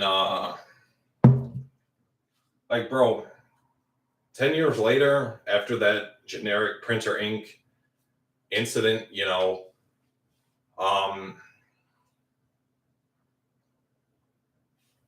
I don't really, truthfully, don't give a shit about money. As long as I have money for my fucking protein powder, I work to support my fucking family. You know, I work to support my fucking kid and to have my own house and shit. Which is like a far cry from what you might think, seeing like how much money I make. And is like a far cry to, you probably assume that I'm all like money crazy over here, like dying to get more. But actually, like, I give so few of a shits about money that basically, you know, but I have a few people out there that don't like me that want to ruin my fucking life. So keep that in mind before you choose not to buy something from me. That I've only ever fucked up in business a few times in my life, and they were hard lessons that almost got me fucked over. So if you ever, for even a second, don't feel like giving me a chance, you can give me a fucking chance, bro. Fucking, I'm not far away from having billions of dollars in cash right now, and I'm debating on whether or not to even do it. I wouldn't even do it if I didn't have a kid. I don't need anyone's money for anything. I'll have a disability check available to me at all times. I could always go back on fucking disability and Section 8 and shit. You know, you could pretty much trust that I'll deliver the fucking goods for a good price every time. But you know, I'm the first to admit that I've fucked up a couple times. People still buy shit from Jordan Belfort, so why don't you fucking buy some shit from me?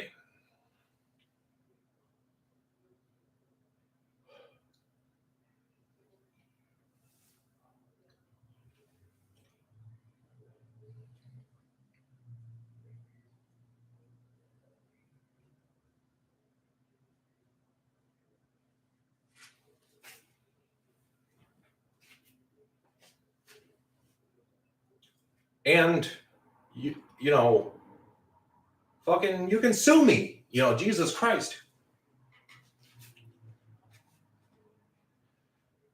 And I was so fucking drunk during this printer ink thing that someone requested a return. But they wanted me to go to the post office and print out the shipping label, which I would have done. But I just didn't get around to it. I couldn't like fathom that I would actually get kicked off of Amazon, right? And it took me like a week. That I was eventually going to get around to it in like 2 weeks, you know. But I really learned that you have to be very attentive to your business, because now that I think about it, there's always fucking someone out there that's going to get it whippy snappy, whipped up real fucking quick. So, and the few times I've conducted bad business ever in my life, I plead completely NGRI. Not guilty by reason of insanity. That printer ink shit was because I was drunk. I was like 3 months before I turned 21.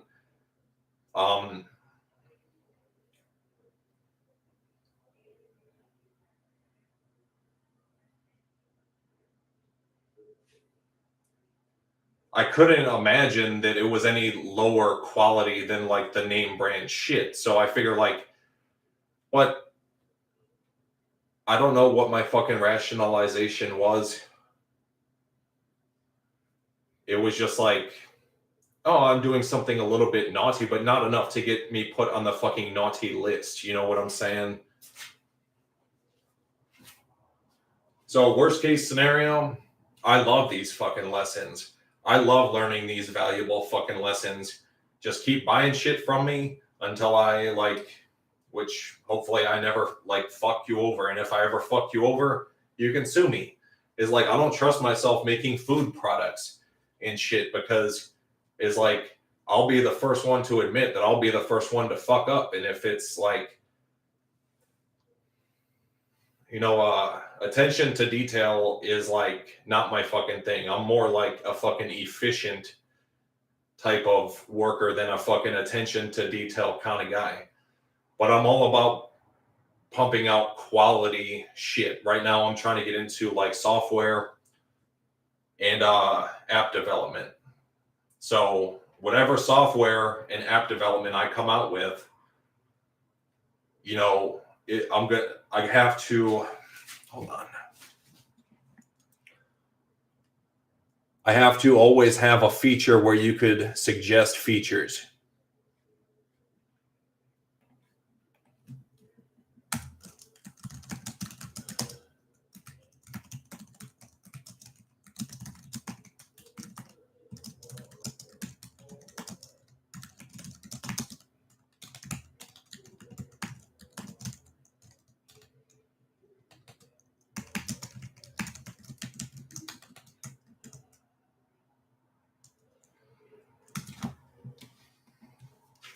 Some people who manufacture software believe in some people who manufacture software believe in like software that is very simple. I believe more or less in manufacturing software that contains all the features. And one thing today is that I want to do, well, basically I do have a secret that I would be more than happy to share if it wasn't like my little fucking secret. You know what I'm saying? Is basically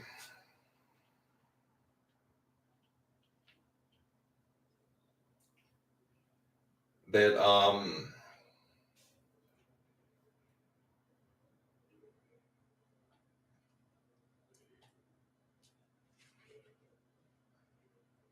well, man, I mean, I got to use the bathroom. Let me think about if I want to share this secret with you guys.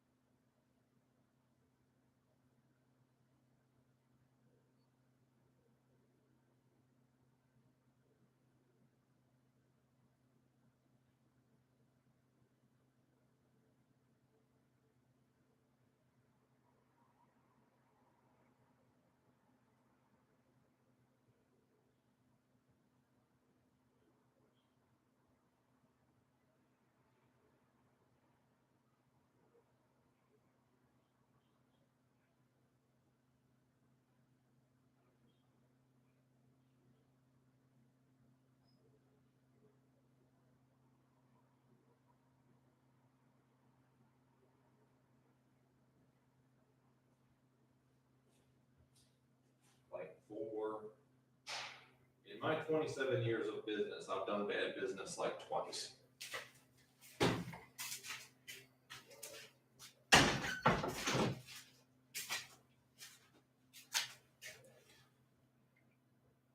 In my 27 years of business, I've done bad business 3 times. You know, in my private affairs, I've done bad shit maybe like 5 times. And, you know, but I'm not a bad fucking person. If we're talking cash, I'm going to deliver the good shit for a good price every single time. You could be confident in that.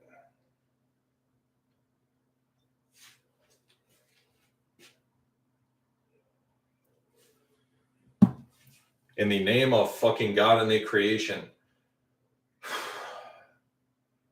What's the other time? Oh, when I was selling weed, you know, you get like a half ounce for like $60, which is fucking bullshit. You profit like $10 on like half ounce is 14 bags of weed. That high schoolers don't have all this money, so people buy like a 5 bag. I hope there's no fucking kids watching this shit, by the way. If you got kids in the room, turn this fucking video off. They don't need to know about this bullshit. Fucking drugs and alcohol is the worst fucking shit. And cigarettes is the worst fucking shit. But, you know, yeah, like when we were selling weed, we weren't profiting enough on fucking, it's just like how software companies charge you fucking $25 for something that they slap together, like are making like 90% profit margins on your fucking ass. Like, I keep my shit relative, you know, but I just make a lot of shit. So you're getting a good price on everything that you fucking get. And then, like, I'm not trying to fucking milk every ounce of profit for everything that is fucking worth. I have ways to make a shitload of money. I have some cash cow businesses that are worth or gonna make me a shitload of money. You know, is like if I could push a couple buttons on Facebook and make $10,000 a day, I don't need to milk everything for money. Like, my goal at the end of the day is to invest $500 million, which is about $10,000 a day in passive money, which is not like some kind of chump change about amount of money, by the way. Don't expect, basically, I lucked out with one of my businesses and pretty much, basically, I lucked out with one of my businesses and came up with like an awesome fucking business plan, which got valued at like $477 million. I could cash out of my business right now.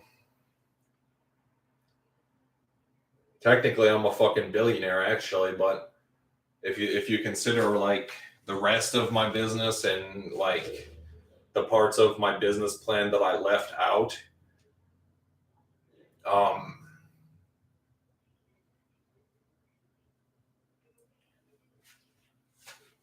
you know, is basically dealing in the finance industry. I have it set up in such a way where basically I do not have access to anyone's information whatsoever. I'm confident that I would never. Every person that is in the finance industry that deals with other people's money is scared that they're going to lose other people's money and wind up fucking dead, right? Because I know I don't play about my fucking money, right? Think about it this way, champ. I would never fuck over a decent human being. I never would fuck over somebody in my life that doesn't have it coming. Like an innocent person, right? Like in life, you don't want to be like fucking innocent, right? But if I ever did, like, you don't want to be innocent because, Satan isn't innocent and Satan is respected in the God community.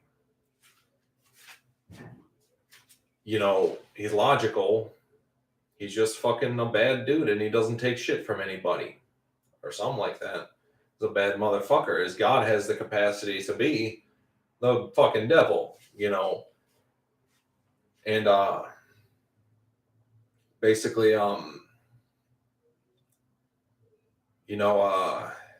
is like, I would never, if I ever did fuck somebody over, it would not be their fucking money. That's how serious I am about money. In fact, that I would like fucking fuck somebody's girlfriend before I took someone's money from them, because you really don't want to be innocent because God has made mistakes. So you have to make mistakes to know what it's like to make mistakes, but to still be a decent human being, be a decent fucking person. God is like mad decent. God can't get away with being a piece of shit, so neither can you.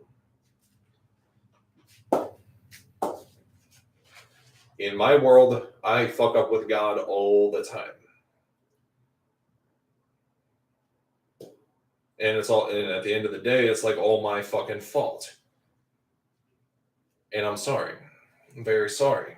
But God doesn't like smite me and burn me in hellfire. I fuck up almost all the time. I'm just God's creation. I give my soul back to God almost all the time just to say, like, I'm sorry, like, I don't want to fuck up. I'm scared of you,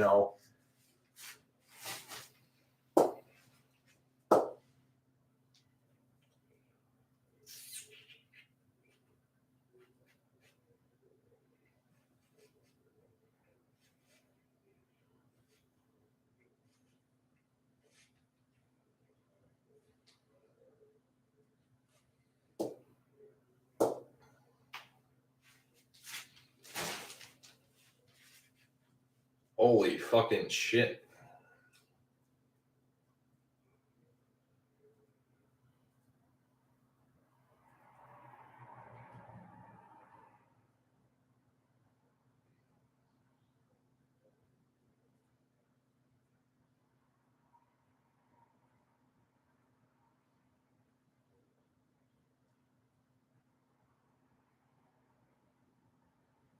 If I fuck up in business, you can sue me.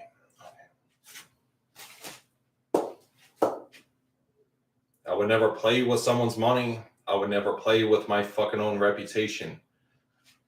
There was a shit, like 3 months prior to my 21st birthday, I was drinking like a fucking 12-pack every day. And I wound up posting generic products under the name brand. And basically on Amazon. And well, that was pretty fucking stupid because that almost that got me kicked off of Amazon pretty much. And it's like people will try to ruin your life over shit like that. And it's like, it's not that people are trying to ruin your life, is it?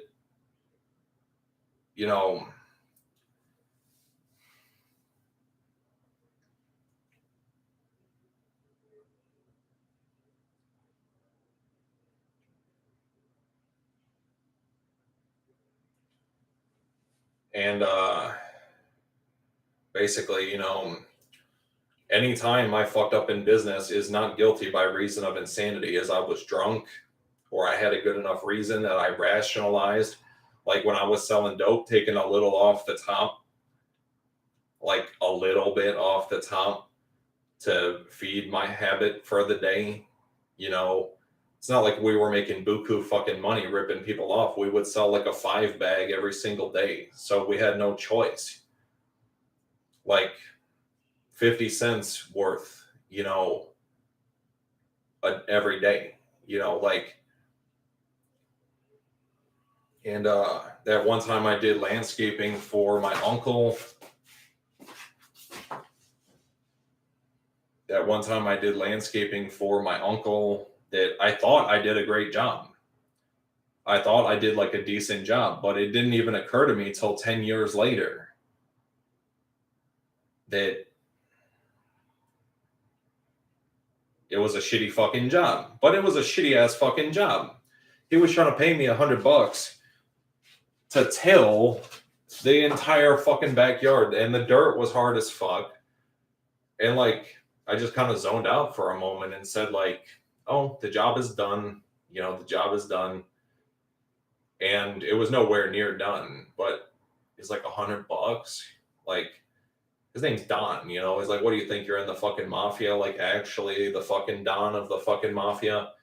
Like, I'm gonna fucking do that shit for $100? You know? But, because I'm not in the fucking mafia, is like fucking.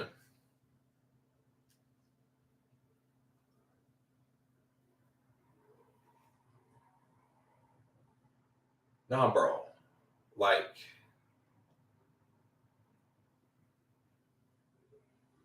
yeah, and that was a hard ass fucking job.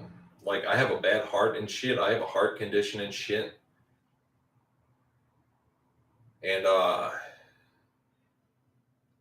fucked up like 3 or 4 times in my business career, and other than that, I've been hardworking, honest, you know, never really fucked up too bad. And I suffered for everything bad that I ever did, you know, like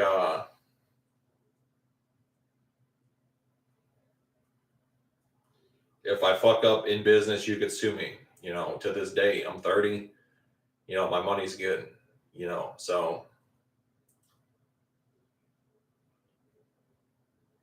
no worries. Oh shit. No worries.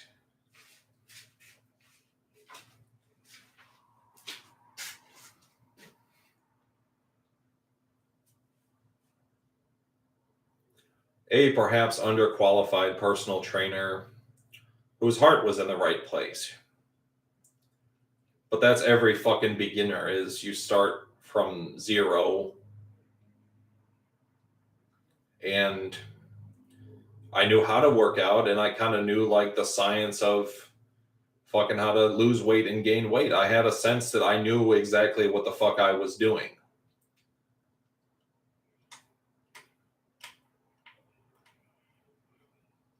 Like, the worst thing that can happen to me in my business is if I log into someone's fucking account and take money. And then what happens to me is I get sued to fucking shit, and the government shuts down my business, which I'm not going to let that happen, right? But if it does, that's my fucking problem. You know, yeah, I'm not going to be the next fucking scam, you know. I'm not a fucking scammer, that's for goddamn sure. My business, one of my businesses, the BOCC. The BOCC, okay, let's call it the BOCC, is like, I make products that sound too good to be true that are actually true. And by the way, on Amazon, I was selling the printer ink for the cheapest price on Amazon. So that was, I guess, kind of like my rationalization, I guess. It was like one of my rational, and then I was like drunk. So I wasn't thinking that much. I wasn't thinking too much. I had a kid on the way. I couldn't even like, I didn't even have the brains to text my ex-girlfriend asking like how she's doing, because I was so fucking in a drunken idiot daze. And now I'm 30 fighting to get my child back, because my child is going to be in school soon, in high school, and she needs her fucking father to handle business if something bad happens. This fucking guy that whoever she's with is not her fucking father, doesn't give as much of a shit about her as I do. doesn't have the same relation to my child as I do. Which means my daughter needs me in her fucking life in case something happens to her in high school.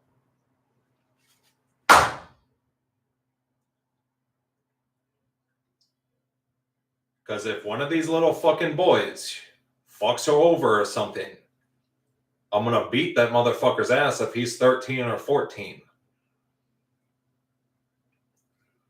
I'm going to give him a fucking tombstone pile driver right in the fucking concrete. Like a fucking little bitch.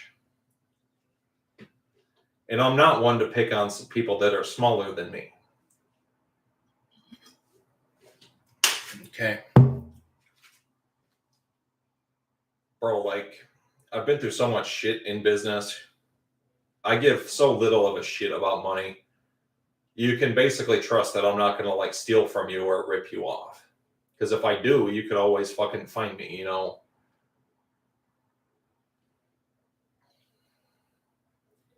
I wouldn't risk, like, stealing to fucking... Every person in the finance industry worries about shit like accidentally, like, fucking over someone's money. That's why in the BOCC, the Bank of the Central Carolinas,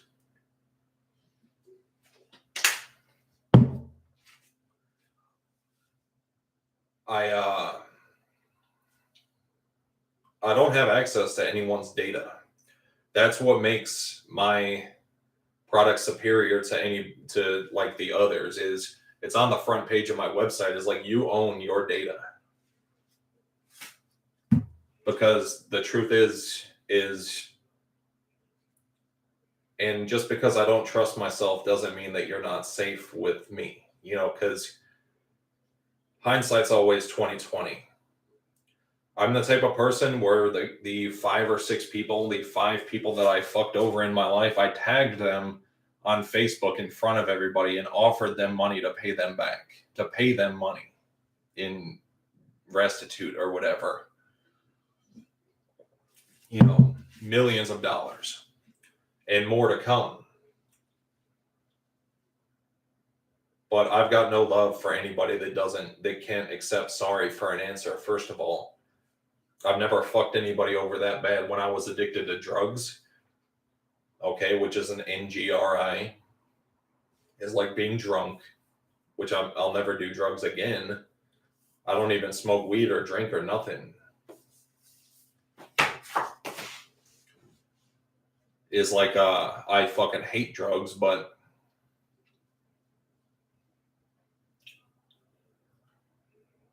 you know, it caused me to lose some of my best friends.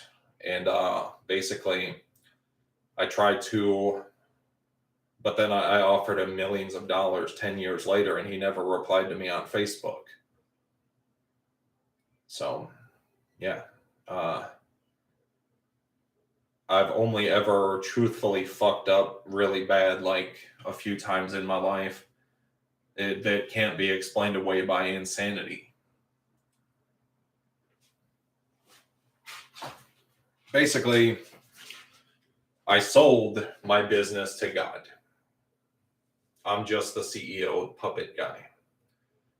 So I deserve all the good things coming to me. Okay. And I deserve the negative side effects of being in the public spotlight. 5 people all my life I ever fucked over in my life. And even that $100 job that I did for my uncle is still worth $100. How long was I out there? Like a fucking hour or 2, man, or 3, man. That was not like 30 fucking minutes, like how I remember it, even if it was 1 fucking hour. That was some hard fucking work, bro.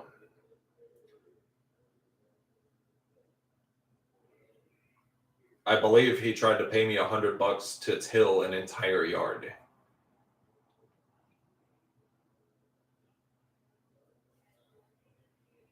$100. I don't recall. $100, huh? $100.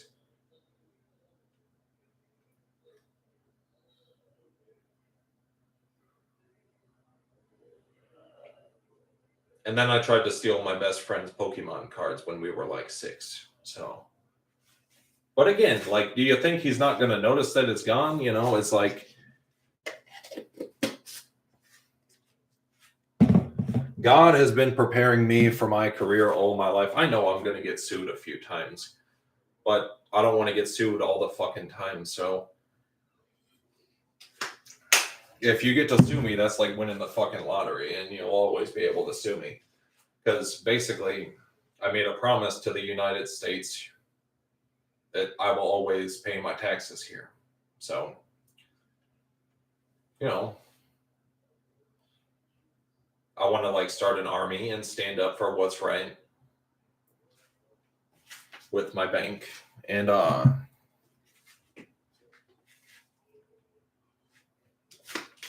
fight in my own army. You know,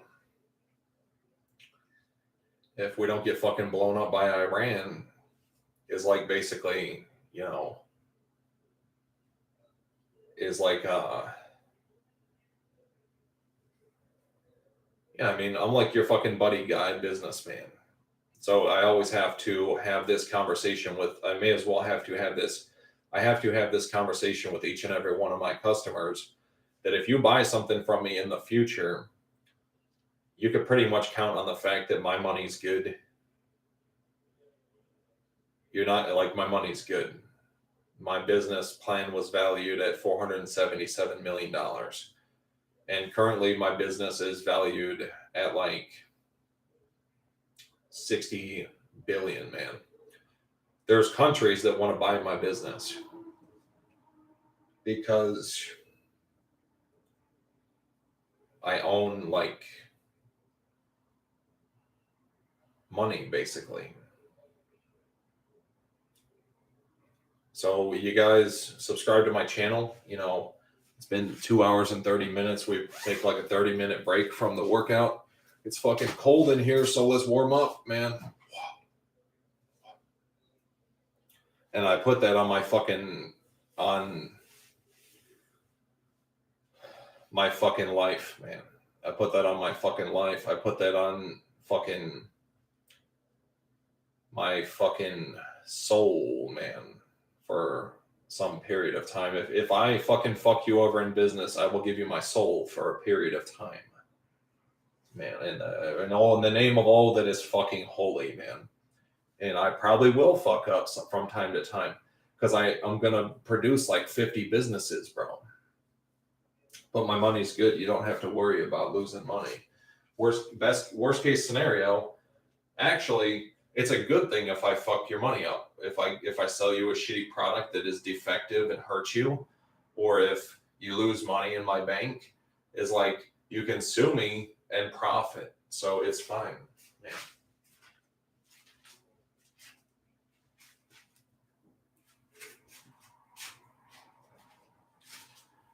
And it's even better than that because I'm a sorry son of a bitch. I say I'm sorry when I fucking mean it. When I fuck up, I say I'm sorry and shit. Like, how the fuck you gonna like not even on purpose like fuck somebody over and then turn around 10 years later and offer them, you know, 40 million bucks?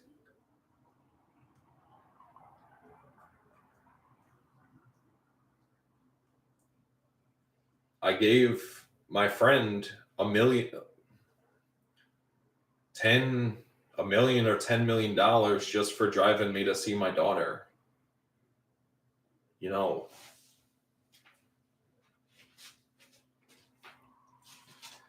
my money's good. So if I fuck you over in business, you could always sue me.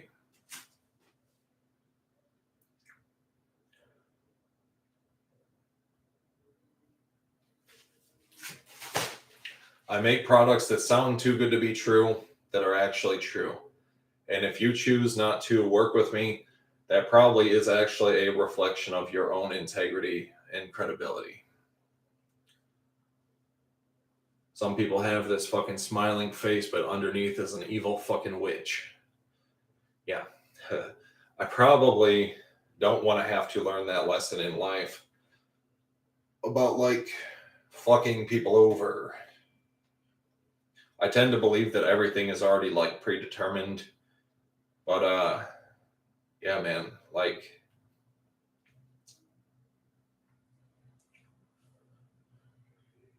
I wonder how God feels about karma. I know, like, I choose to be a good person. I'm not a part of this Wolf of Wall Street culture that wants to rip everybody off for their living. I'm very much against that.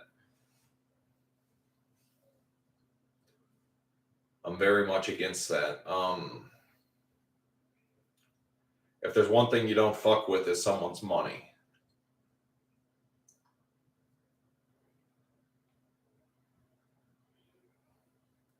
Because there's people out there that will fucking kill your whole family over $20.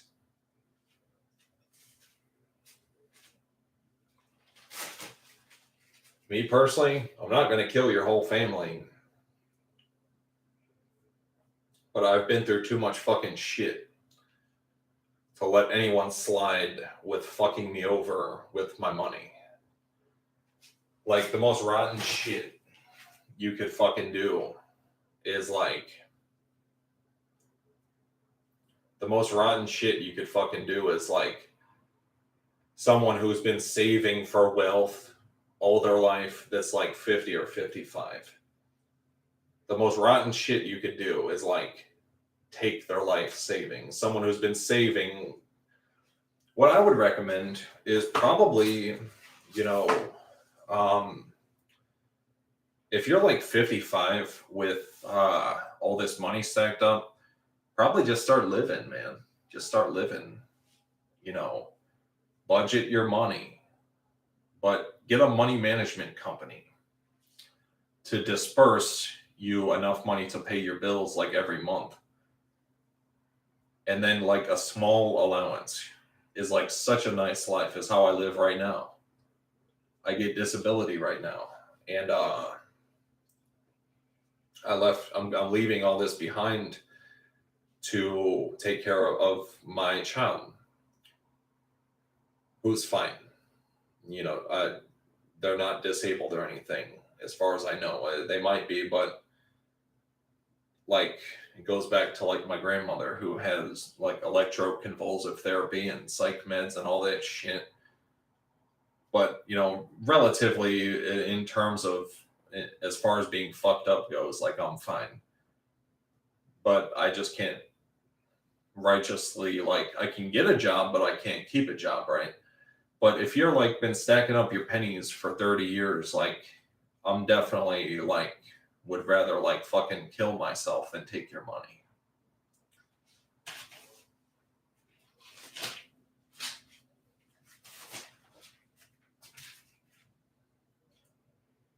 I would rather like if that gene is in my fucking DNA, you know what I'm saying? I would rather like fucking implode like my entire bloodline than fucking take your money, you know?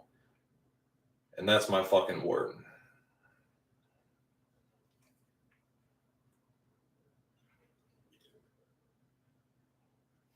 Like I stared down the barrel of a regular life. Why do you think I'm a fucking entrepreneur? I can't fucking do that shit. You know. But if you're like 55, I mean, we're talking like metaphorically speaking, it's like too late, you know. It's like too late. Don't try to invest because you might lose your ass.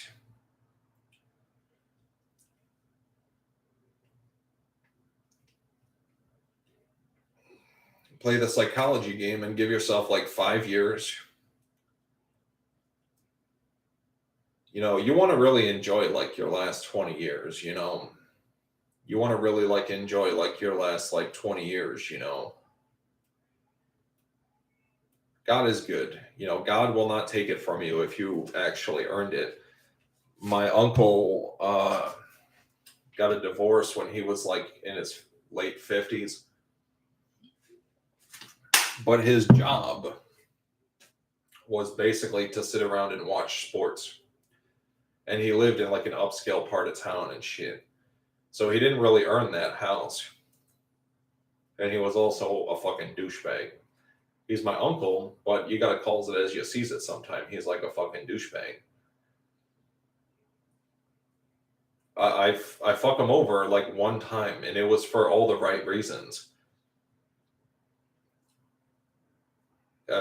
He got me a job working for him.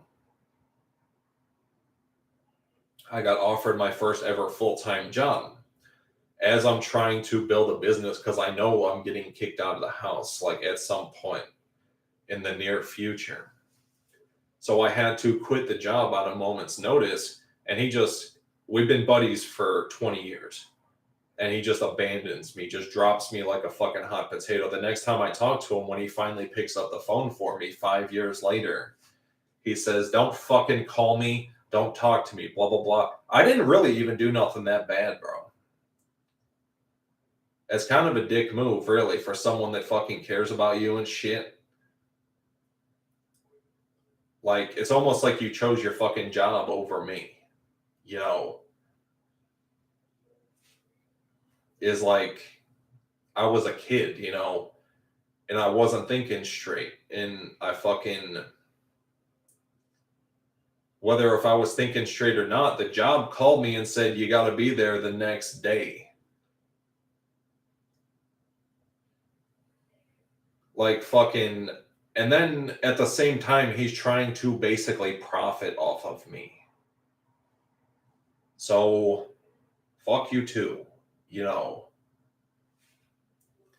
But at the end of the day, if I screw you over in business, I've got like basically fucking, you could sue me and my money's good.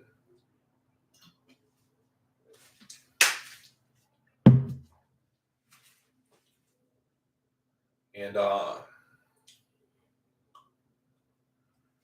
you don't need much in life, you know. It's just a fucking house. I gotta have my fucking house, bro.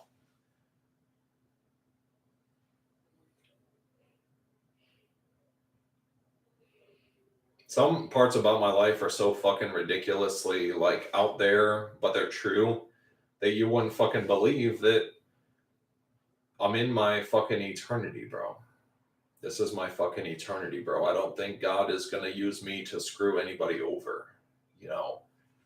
If I did in the past, it was on some petty fucking shit. I'm not gonna be doing anything on a large scale.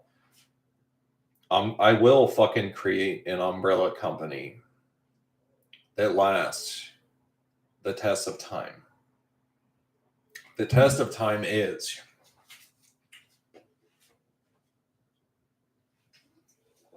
someday the government is going to put a stranglehold on all consumer related goods. And if you can make a business that lasts until the end, you've created something that lasts until forever, the end of time. Unless we blow each other up in the meantime. And I want my family to be in control or control a business that lasts forever. I want to be like up there in heaven, like managing a company that lasts until the earth dies and reincarnates. When a new life is breathed into the core of the planet, that's what's going to happen, because I've been a planet before, just like Earth. And it's true what they say in the school books. It's like 4 billion years, but you're mostly asleep most of the time. So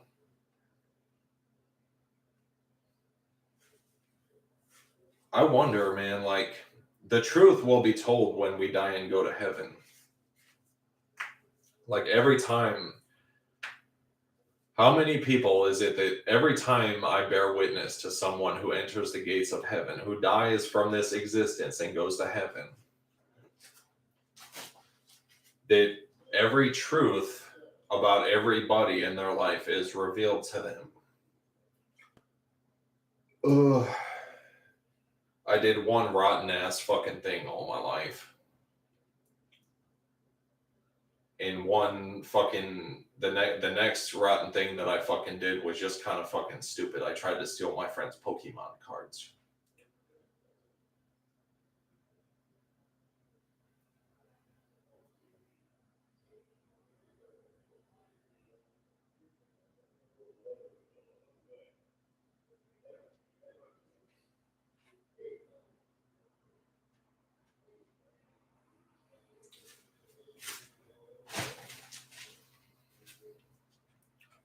Was yeah, man, like I knew that I could get away with it because I knew he was a fucking dumbass. Which I don't believe in shit like that anymore. I believe dumbasses deserve like pity and sympathy and help. For the same reason that I've created probably 100 millionaires since I've been on the internet that I'm damn proud of. It, for the same reason that I also shut people down of achieving anything real major in their life if I get the sense that they're just going to take advantage of me and try to one up me and shit.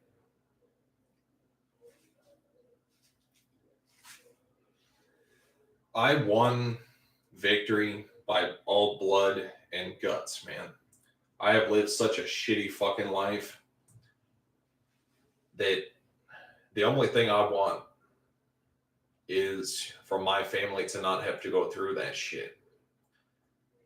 I would do it all again. I would live like that for the rest of my fucking life if I could only like save my kids from having to go through that. Because it's such a fucking miserable experience.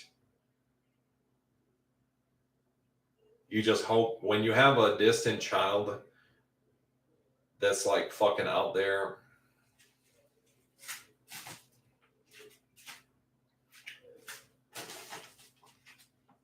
like you just hope that everything's okay and that's like the best you can do, you know. And you got to put faith in something that I don't even know if God like fucking likes me, but I've been loyal to God all my life, always like believed in God, did the Lord's work. And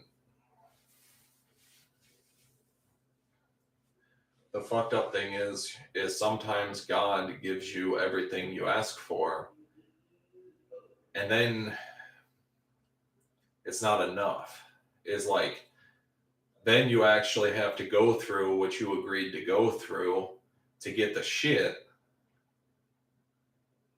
Like I never would compromise my child's life, but God did that for me so that I could have the fucking success. Almost as if to say like, oh, you want success so fucking bad, blah blah blah, that you're willing to disobey the commandments in the Bible to contend with God. I think, you know, God likes me just fine. Of all the times I've thrown like a bitch fit in the past like couple months about all the shit that I've been through lately, that I'm not like burning in hell is like an indicator that maybe God does fucking actually care about me. And then like you guys got to get your money out, man, because you got to think about what it's like being me. When you see like a fucking homeless person, don't you think like, oh, what did that motherfucker do to deserve that? I think like I look at society and I see like a lot of very ironically like judgmental people. I gotta learn this as soon as possible not to judge people, that I'm just an old soul living my fucking destiny. But I don't know if I believe in destiny. You know what I'm saying? I just pray for the strength to always conduct good business. Good shit for a good price that everyone buys. I'm in the business of creating happy customers, baby, please. And if I accidentally like fuck you over, if I have like a spark of insanity, you can always sue me. My money's good. So you can always have faith that me and my family will have your back until the end of time.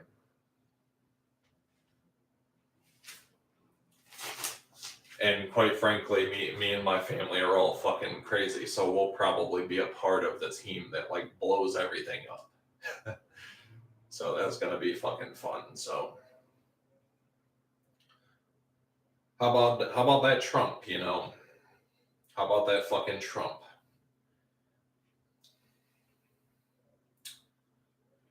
Got us into, he did a lot of cool shit, but he also got us into 3 fucking wars. I got nothing against his. We formed a lot of alliances, but then he picked on Venezuela, which is a big no-no in warfare. You don't ever pick on someone smaller than you, because remember, a couple boats full of white tees took the whole country from the natives.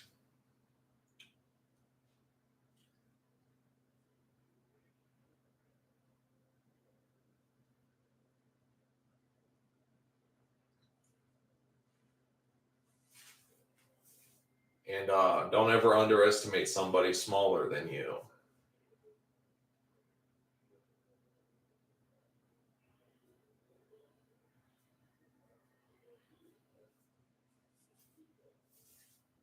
Don't ever underestimate somebody smaller than you. And the world right now is fucking wondering who we're gonna fucking attack next. I would say that if it's up to me, we're gonna handle our current business and basically promise not to do anything anymore.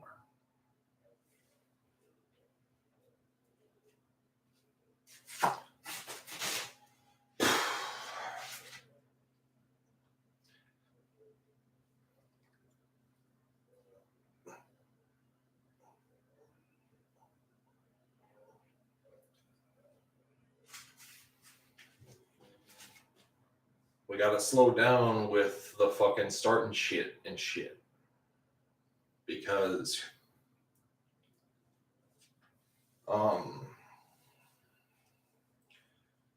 yeah, like neighboring countries, like fucking Russia wants to get us involved in Greenland.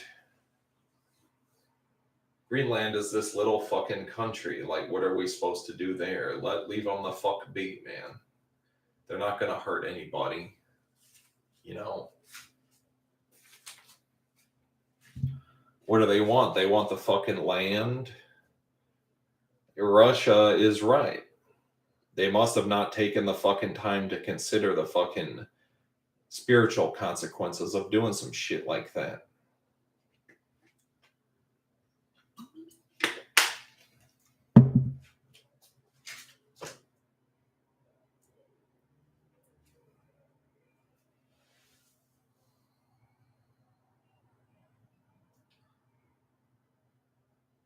It could be like a peaceful takeover.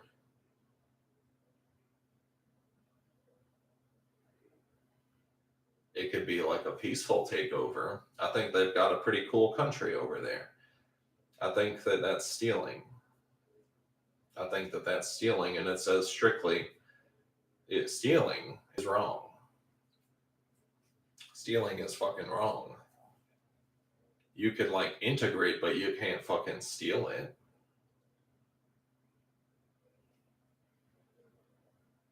You just got to promise to help and say you're sorry for threatening to take the whole thing.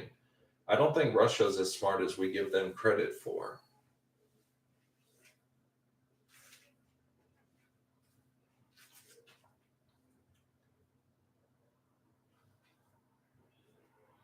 Oh, shit.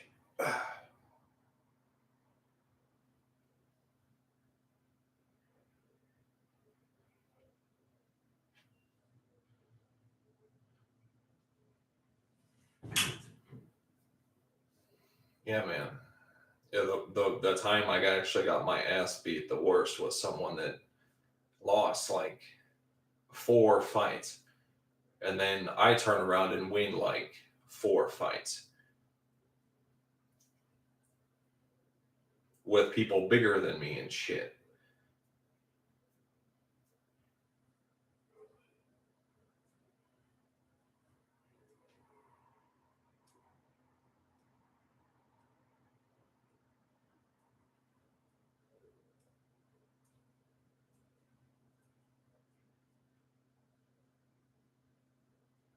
I don't know if I can fight or if I can't, and I don't want to ever have to find out, really. I mean, my name is Michael. I would like to assume that I could fight pretty okay. I have a good like sense of who I can kick ass and if I could win or lose.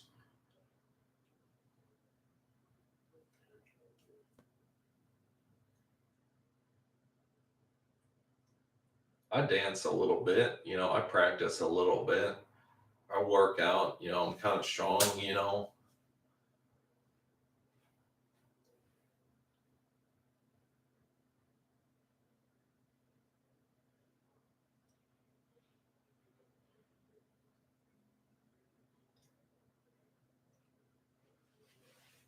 And then someone once said that I sucker punched them, which basically he laughed in my face, so I punched him in the fucking jaw. And then this other guy tried taking my girl, so I took my girl back and beat his fucking face into a brown bruised pulp. Supposedly he can't see out of his right eye. I kind of stay like on the level of being like kind of right on the border of like if I get any like stronger, they're gonna make me like join the military or something. I want to be a police officer, like part time. I wanted to be a United States Marine. I just got my final letter in the mail saying that I'm not allowed to join the military anymore, the Marines, because I'm too old.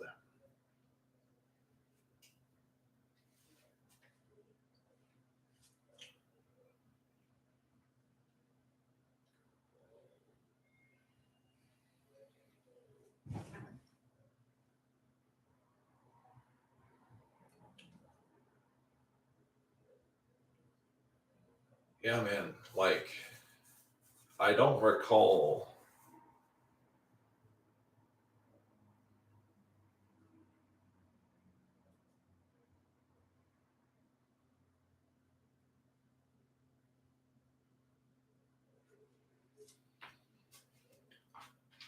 Guys, on the day of judgment, we will be fucking naked before God.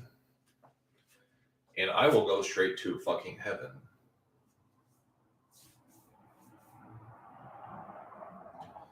But I've been told that my heaven is fucking hell.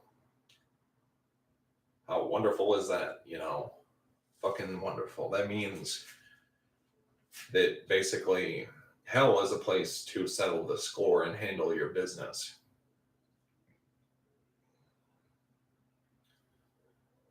No, hell is a real place to inflict major pain on those that have wronged you. Some of you motherfuckers, I just got to do the shit where I say, I will see you in hell. I've seen pictures of hell. I've seen what people do there. I've seen the hell that God has access to. And then I've seen parts of hell that we have access to. And I do not want to go to fucking hell with God.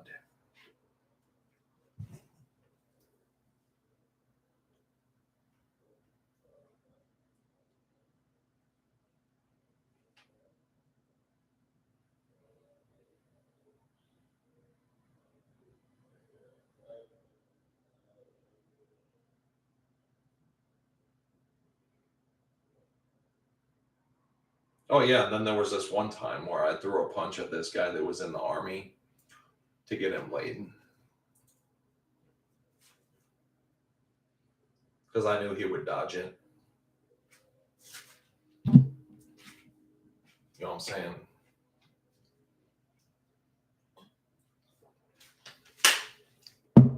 I gotta take a shit again. Jesus Christ.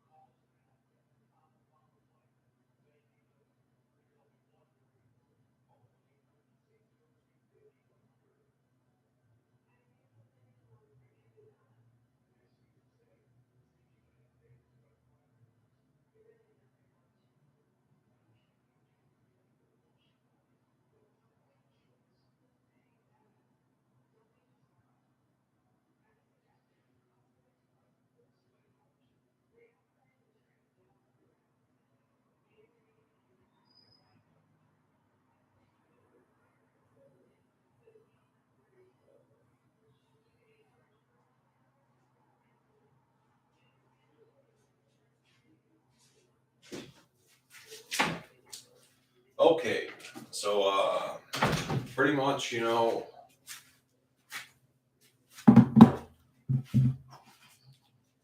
what is this? Okay, I am now fucking exhausted. That's my workouts every fucking day. Is I work out until My body tells me I can't work out anymore. I'm not tired to sleep, so I'm going to play some video games for a few hours. What do you guys want to know?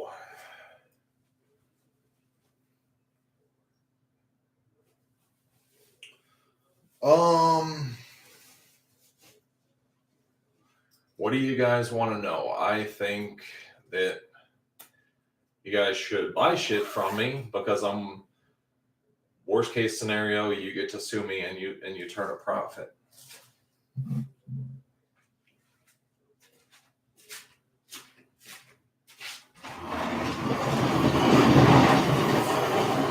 A profit of like millions of dollars.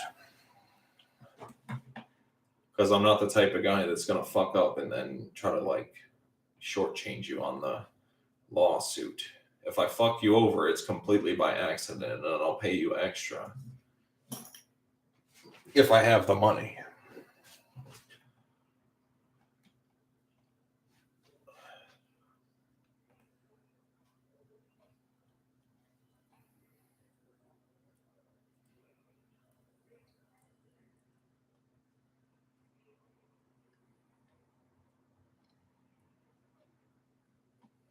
Oh.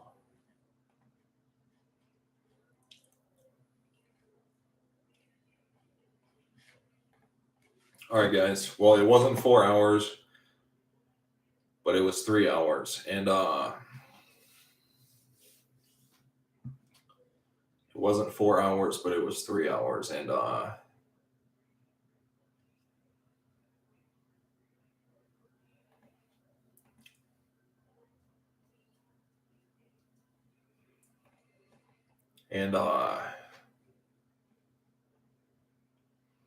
so now I'm going to show you guys the post-workout routine. I'm going to set my protein or my pre-workout to the side. Got to clean out my shaker bottle from my protein shake from yesterday that I didn't clean out my shaker bottle yet. I'm going to go clean it out and have a protein shake. Show you guys the post-workout routine.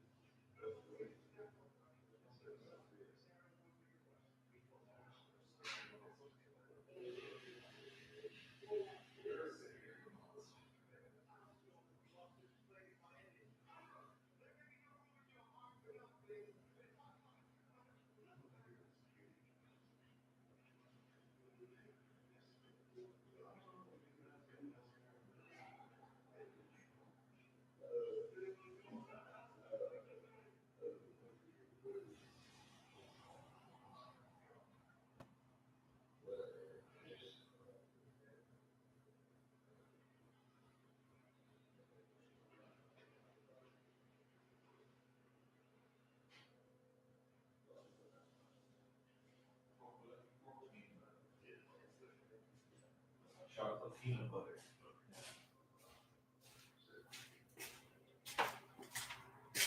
Yeah, bro, like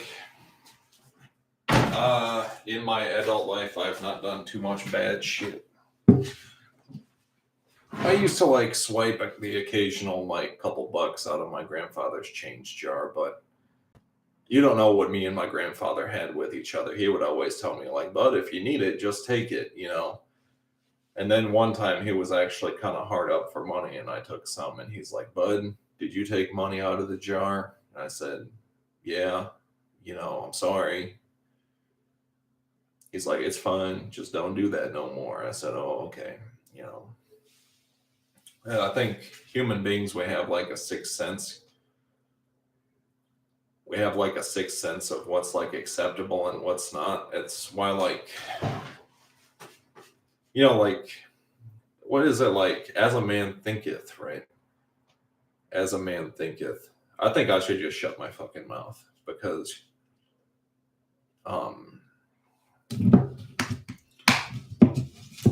I think I should just shut my fucking mouth because I'm just going to get myself in trouble.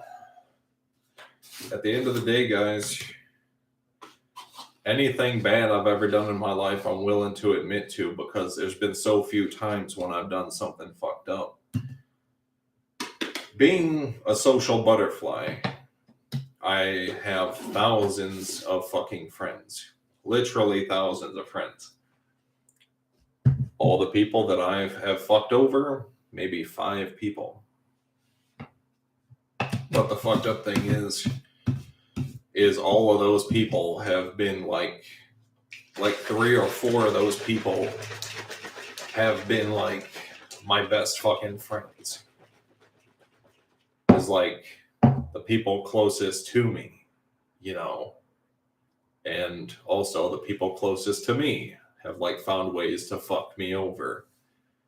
Inadvertently fucked over my friend Bobby when I was like 16 and me and his love interest fell in love.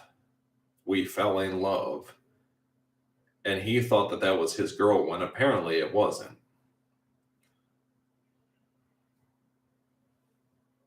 It's not anything to make fun of because that's how guys get sometimes. When a guy falls in love, it's at that age, it's usually like pretty hard. And then I fell in love with the girl. Turns out that she was pretending to be somebody else. She had a picture of a different girl as her profile picture on her profile. That we were in Skype together. And she was like a fat chick in real life. Which I could understand if she's like embarrassed to be who she really is. But we've learned on the internet that people don't give a shit about that shit. I lost my virginity to a fat chick. I lost like my teenage virginity to a fat chick.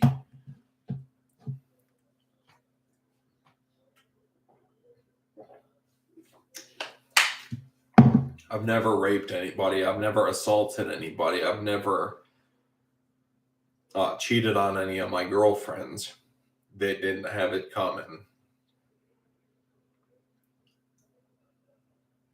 I never stole from anybody unless it was like to retaliate to something that they did.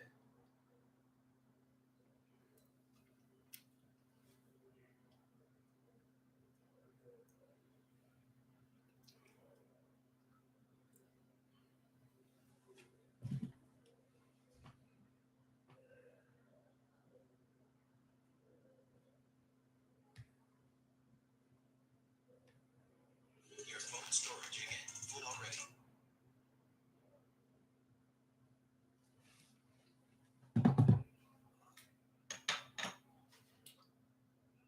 I am a very large man with very small problems.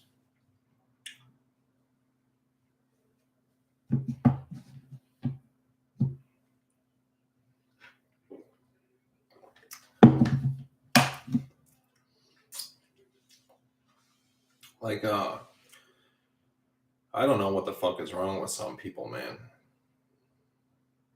What's his name? Giggle Farts. How long were you on test? For I am on it for 12 weeks. It's a GLP peptide. Hey, dude, you should get on.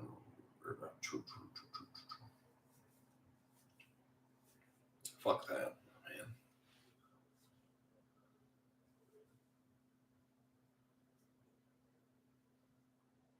man. What else is there? There's fucking. Oh, shit. Fuck that. I have a bad heart. I think it's because,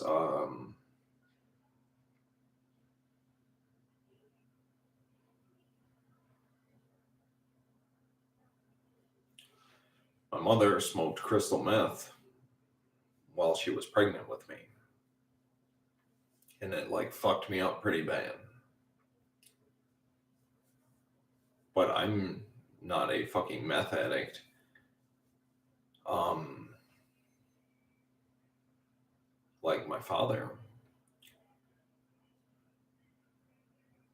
But even my father was like a pretty like, I think he smoked it. Then he went to prison and he stopped doing it. He was always in and out of prison. And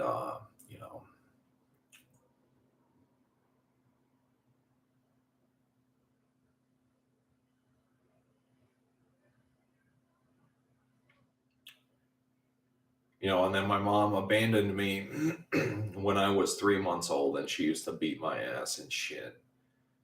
And my mom is like the fucking devil. And then she abandoned me for real when I was 22. And then she came back around when I was 30 and had become rich.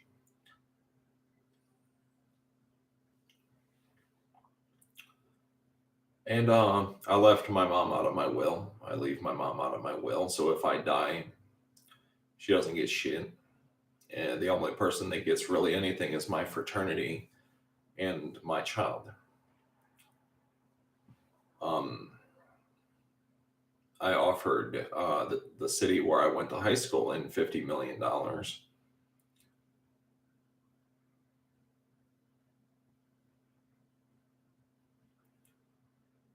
Well, because I used to sell weed there, and that's not right. It's like I was kind of like a class clown, and I want fucking money for it. God damn it.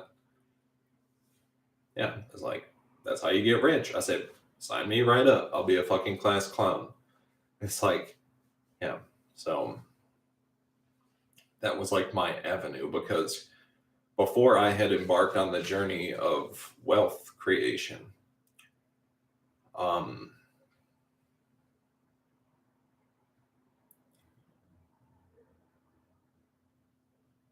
I was really like more on the fucking douchebag side than like 90% of people. Like, I didn't take shit from anybody. Um, I I really didn't take shit from anybody. At the slightest nudge that someone was fucking with me, I would just unload on them with whatever I had. Probably would have wound up killing somebody if he would have gave me the chance.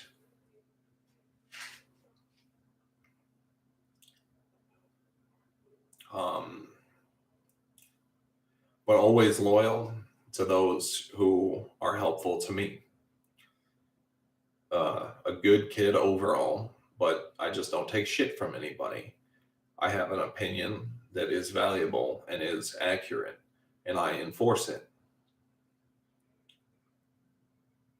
And one day I want to have like my own government, like an internationalist opinion, like an international opinion. And the only way for people like us to do that is in the form of having like a corporation where we can enforce our agenda and opinion based on the products that we sell. And hopefully, like, well, 99% of us can only hope that we become, that we become old money, that our money lasts as long and it lasts generations and generations. I want my business to stay in my bloodline for till the end of time.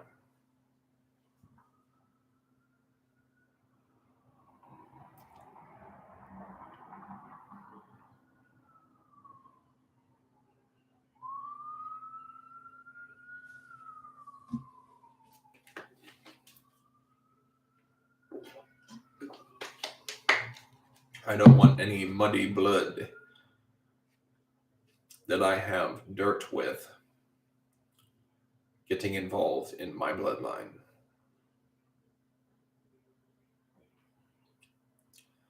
I would rather have my testicles nibbled off by rabbits than have muddy blood interfering with my bloodline.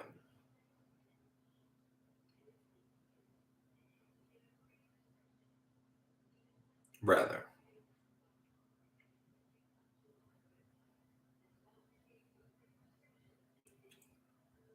And especially someone that, if someone fucked me over, you definitely, any men from your bloodline are not going to be mingling with the women from my bloodline. If anything, it's exactly the opposite.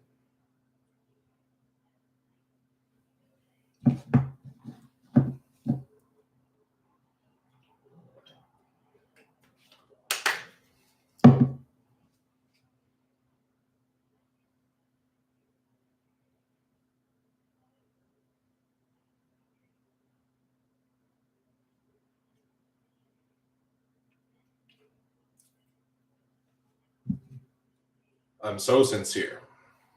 I'm just a fucking money guy, bro.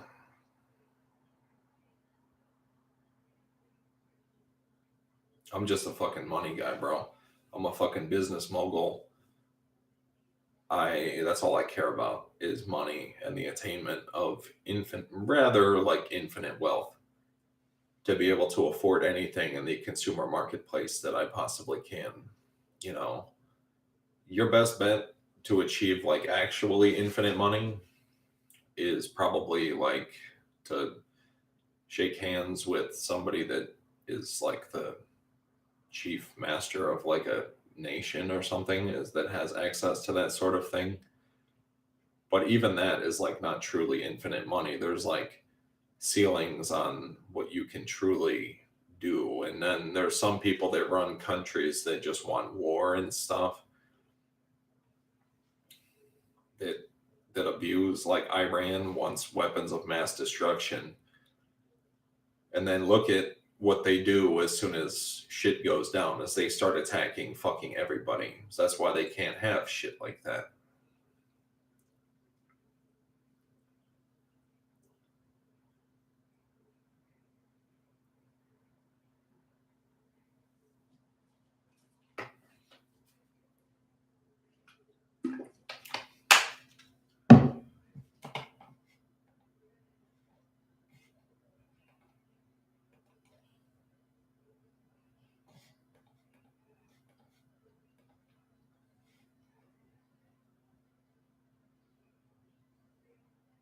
Holy shit.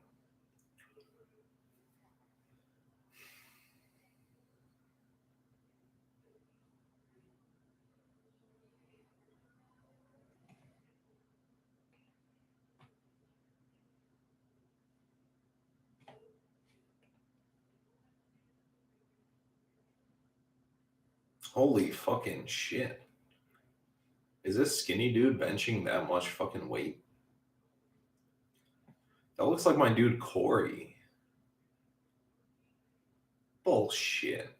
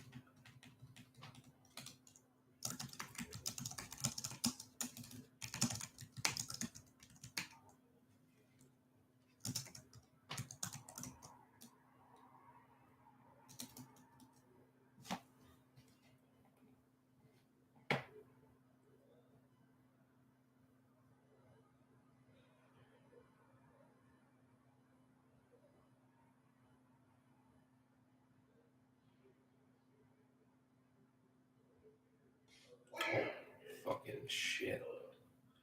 I gotta share this video with you guys, man. Some crazy fucking shit.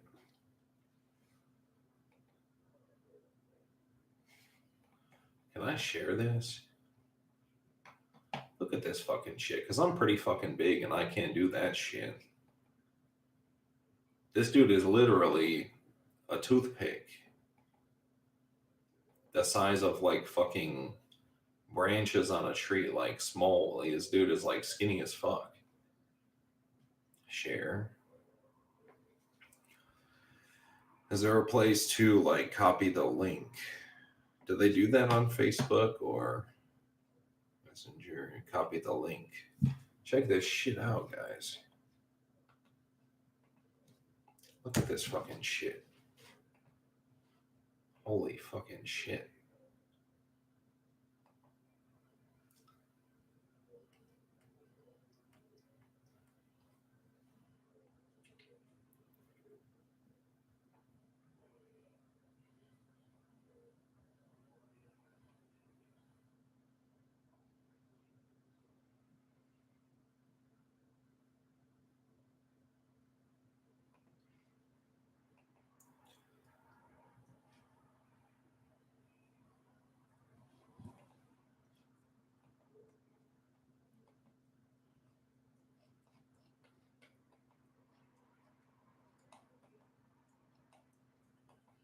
Holy fucking shit, guys.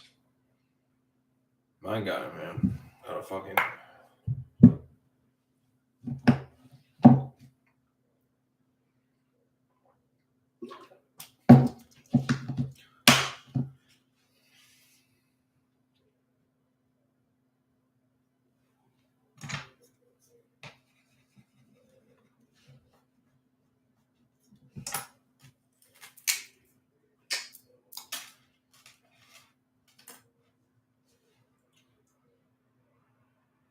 I just pray for sanity. I pray for reason and insight and the confidence to move forward with and to be precise and accurate in my execution of my plans and ambitions and dreams and goals, and to achieve everything that I want, you know, and to be the greatest ever at what I do, and to surpass it. Well, to be the greatest ever at what I do and to surpass it and to really achieve that status, being very efficient, to not only just like be a notch above number two, but to be like the best that I can possibly be. And that's what I ask for. That's what I'll get.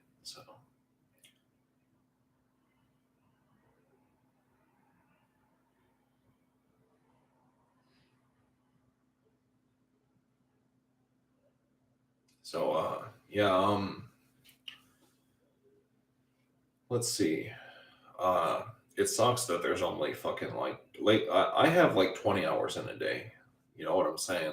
Most people have like 15 hours in a day. I have like 20 hours in a day. You know what I'm saying? Because I take caffeine like a motherfucker.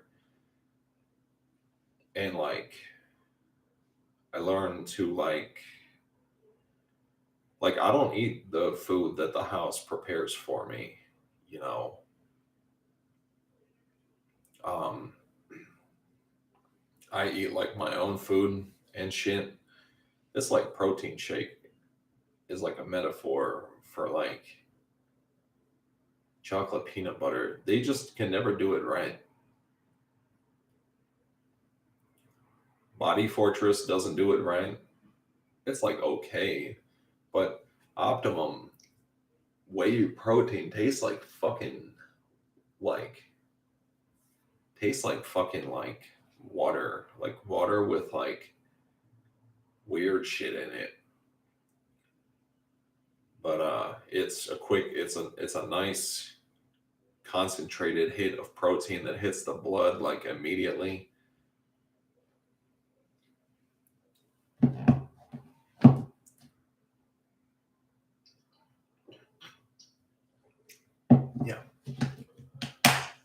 Doesn't taste good, but it's fucking protein. I don't eat for flavor, I eat for function, as Jay Cutler says. I gotta use the bathroom. I'm not gonna hold you guys long. I'm just gonna go. And before I go, I'm gonna tell you the four things that matter to me in my life um is like is like almost like my family matters more than my money, but I gotta have money though, you know. If I could like practically give my life of money so that my daughter can have, you know, a life of money, I would, but thank God I don't have to do that. Um, but if I had to, I would, you know. So I guess you could say like my family is more important to me than my money. But my family, my money, my bodybuilding, and my video game is like the balance matrix that I will be the best at.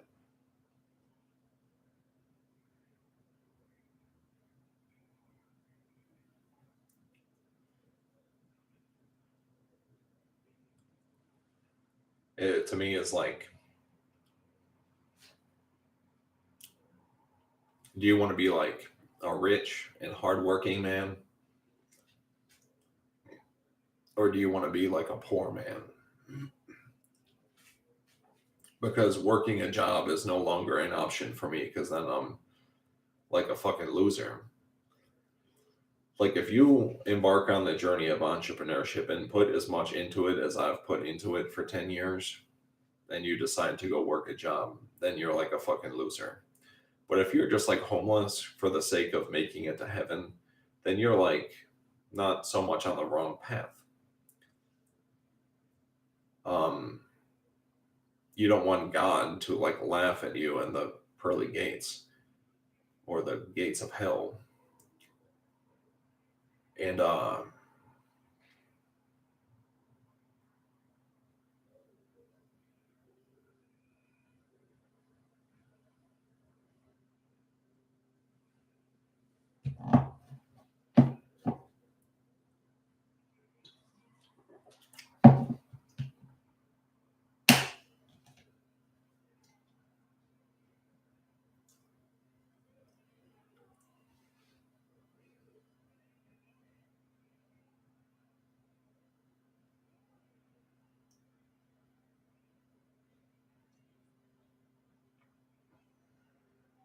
I just want to meet the devil with a smiling face.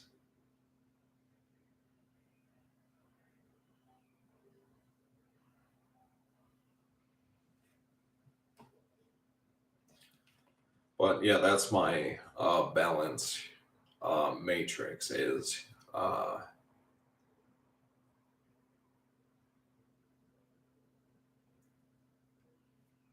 family, money, bodybuilding, and RuneScape to be a champion at all four of those things. To be a champion at family really is to just raise efficient children, you know, to raise efficient children that whatever they choose to be along their journey of being efficient, just try to be efficient, you know.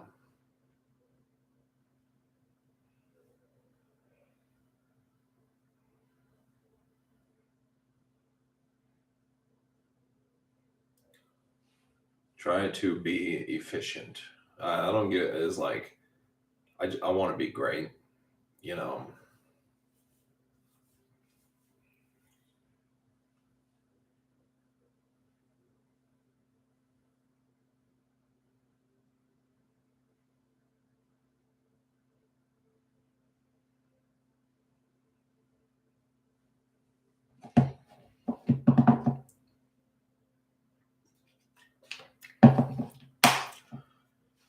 I basically pretty much know what's good for me and what's not good for me. I want to be very efficient at like what I do. So I spare not a single moment I spare not a single moment. I work at a pace that is very much efficient to be the best at, and to set the bar like pretty much so that it's impossible to be better than me at what I do.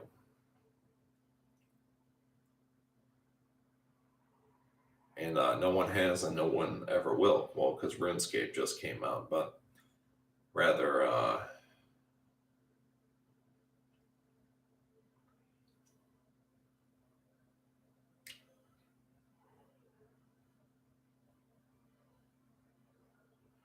at the end of the day, you kind of realize that this walk with the with God and God's creation is like a very lonely journey, because everyone, truthfully, at the end of the day, is only really interested in themselves. That you have to even learn to care for God, and God's care for you makes you care for God. And it's a learned thing to care for others. We're better off really just being alone if you think about it, but other people create this responsibility. Man, if I could just sit back and allow myself to just kind of like wither away and wither into the fucking air and dust, into the fucking air and dust of the fucking winds of this life that I currently live, of just sit back on disability and just be like a fucking bump on a log and play video games and build my YouTube channel, that would be fucking lovely. But man,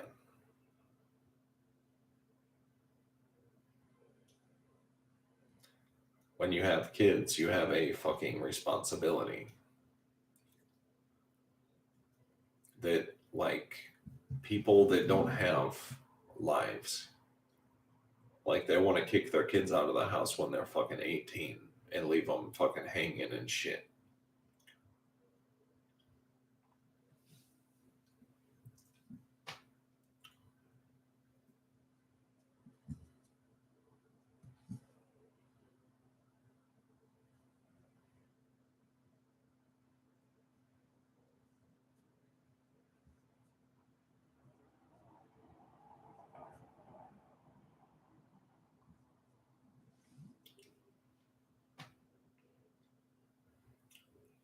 But I'm going to take care of my kid for her entire life.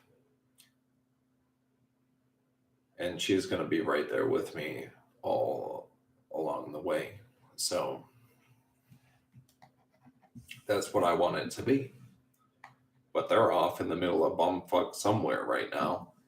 And they need to get their fucking ass back to America so I could be with my kid while she's in high school. Because these fucking little boys are going to start talking to her and shit. And she needs her fucking father, someone that actually fucking gives a shit about her, to be there to handle business in case if business needs handled. Because this fucking boyfriend, whoever my ex-girlfriend is with, a step parent doesn't give nearly as much of a shit about the fucking step kid as the father does.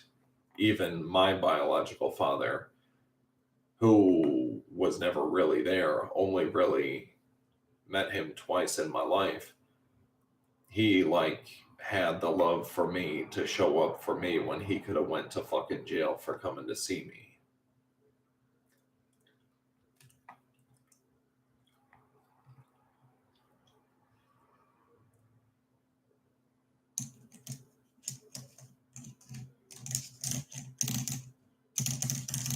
And his name was John. And he was always like, it seems like he cared about his family, but inside he's like not a good dude, you know. But that, it was like one of his strengths. One of his strengths was he's just not a good dude. maybe like I talk to the spirit of my father sometimes.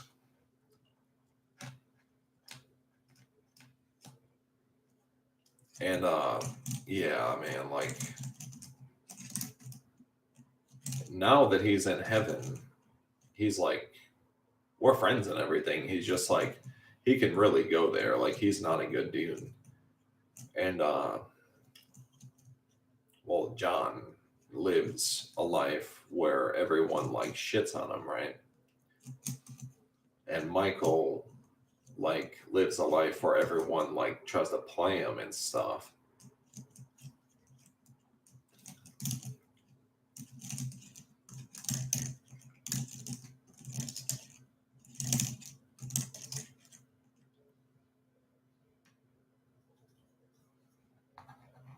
Like my name is Michael and everyone thinks that I'm a fucking pussy when you don't know the fucking despicable shit I would fucking do to somebody.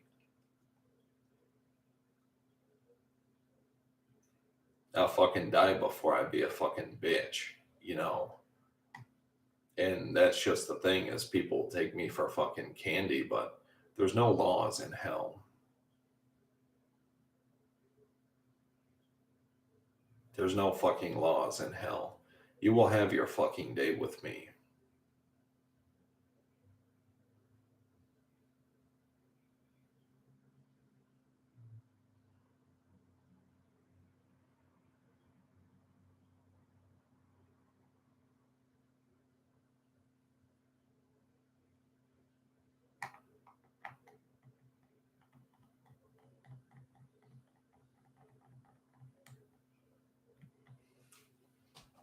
And fucking having a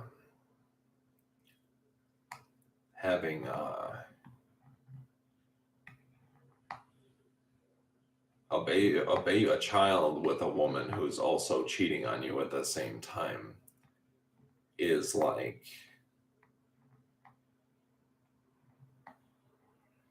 fucking really, nigga? Really? Like it's not the first time something like that has fucking happened to me, so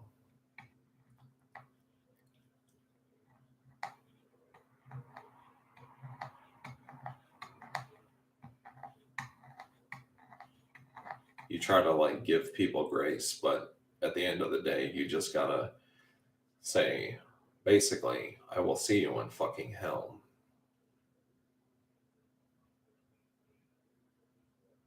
And for me right now, it's 4 o'clock in the morning. And basically, you know,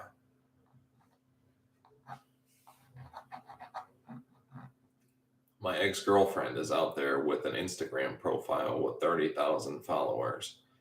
And I'm the one that fucking encouraged her to be somebody in her fucking life. I think she bought those followers.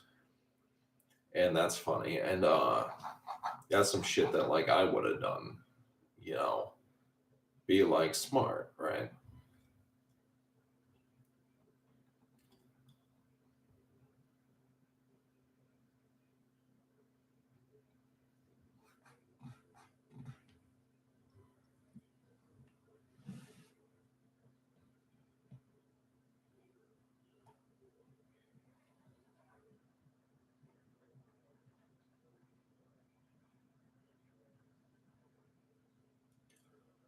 I was my ex girlfriend's ticket to the big time. I was her ticket to the big leagues. I was the one that was supposed to take care of her, knock her up, take care of her, buy her a house to live in while I do all the fucking work, right? Yeah, fucking right, my guy. You're tripping if you think you got it like that, bud.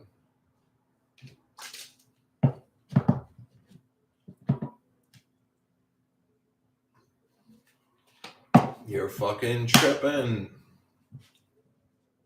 She's not like fucking ugly or nothing. She's just a basic fucking bitch.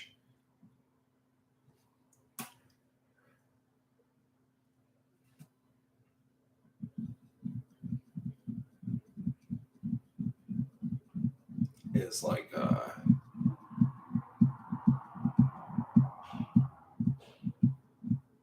don't know, man.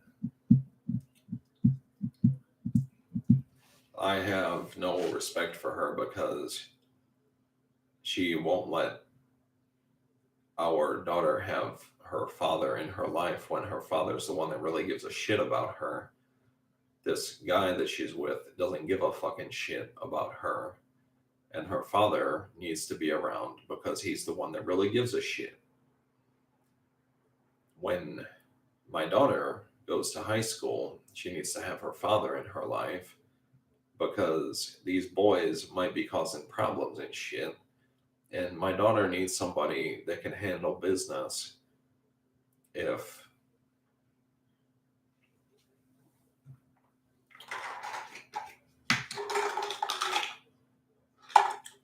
these boys start acting out of pocket and shit.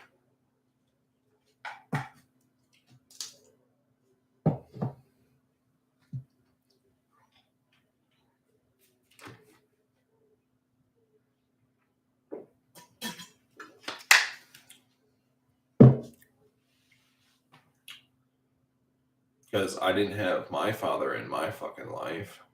And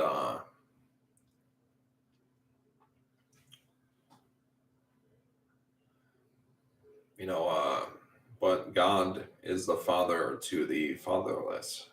You know, I had a grandfather. Um,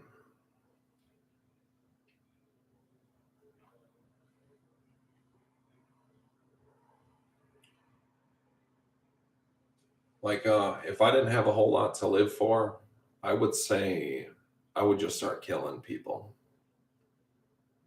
I'm honest. You know, if I didn't have like a business and like a childhood that I promised to take care of, and like fucking, like a bodybuilding career that I have hopes for, and like a disability check, like at bare minimum, I can say that in fact, because I really fucking hate people. I can't wait to die and go to hell because I'm talking about the good part of hell because they will see a whole nother side of me that basically they never fucking could fathom or that they've seen in their wildest fucking nightmares.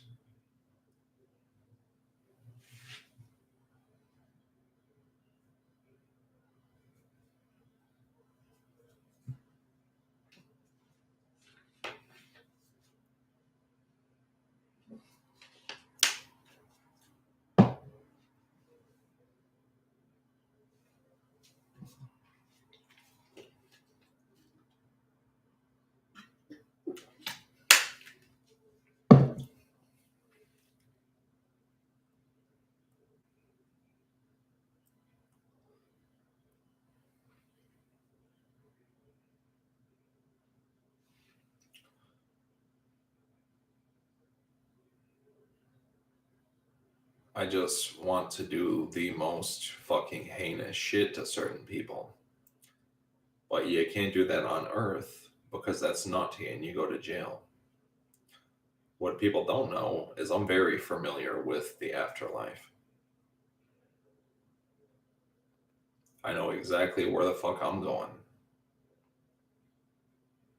I will have my fuck and people that fuck me over. You will have your fucking day with me. You will have your fucking day with me.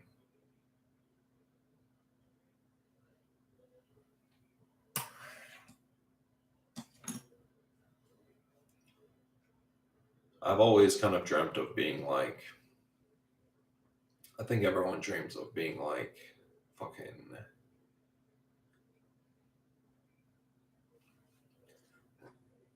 Hannibal Lecter or like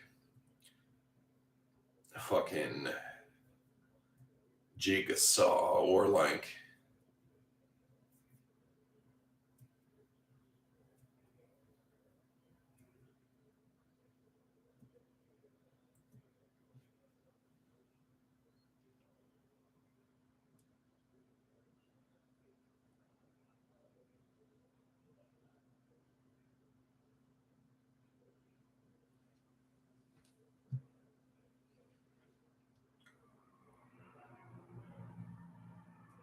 If I could like sacrifice my own mother on the cross and set her ablaze in hellfire for all eternity, I would, you know.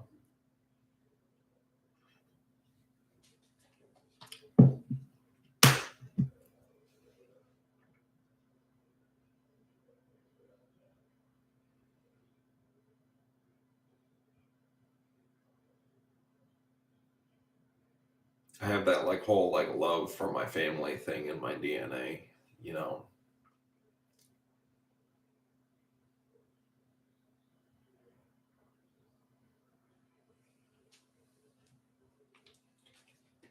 And my mother chose her friends over her family, so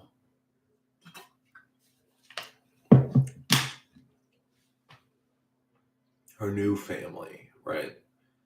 And now she's like a fucking drunken, like brainwashed fucking person by her new husband. Her new husband, her first and only husband.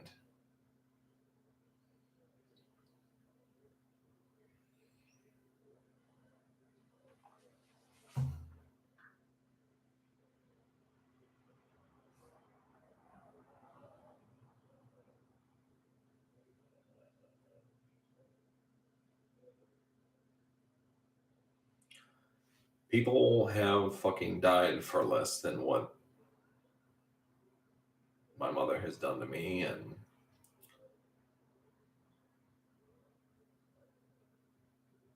why I continue to forgive her, I have no fucking idea.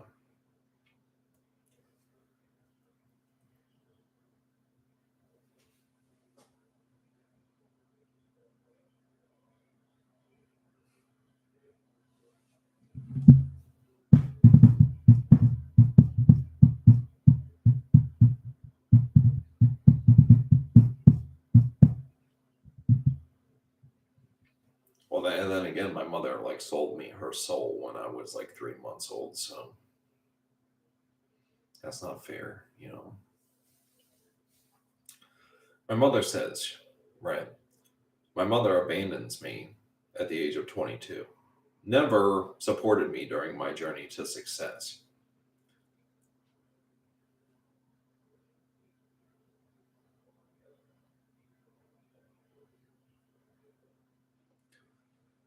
Never supported me on my journey to success.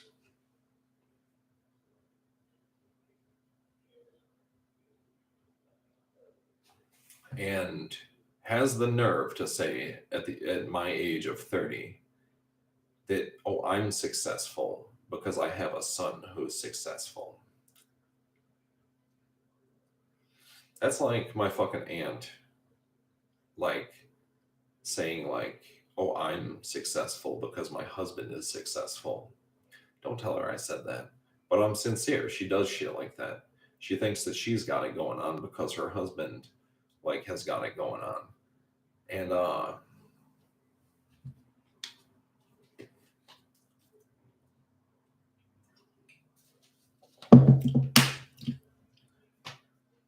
that's like saying like,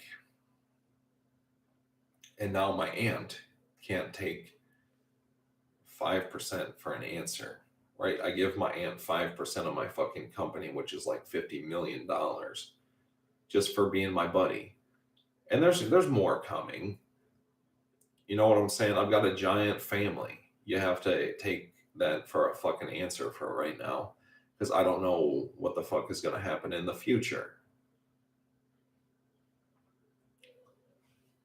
And now she wants me to like fucking die thinking that she's going to get some sort of inheritance. Well, you better check my fucking profile, because my last will and testament is the only person getting shit when I die is my fraternity and my daughter and the people that I already gave money to.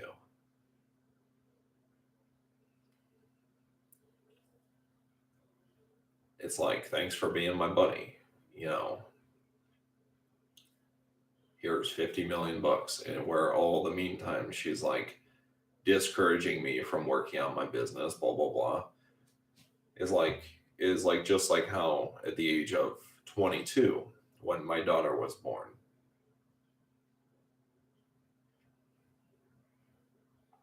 you know,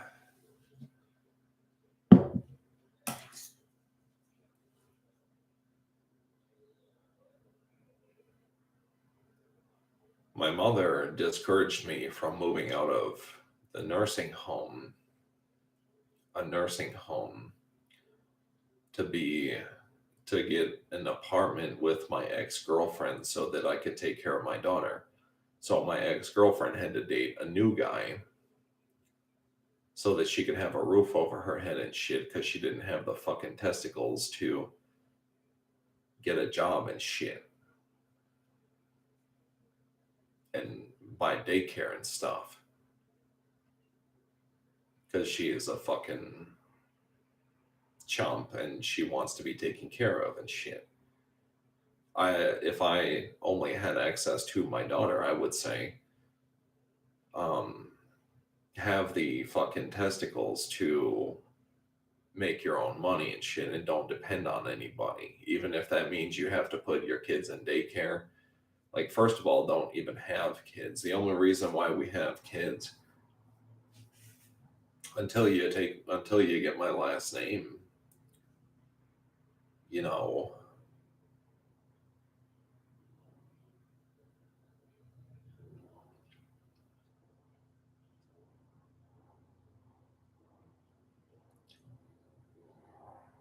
um, you know,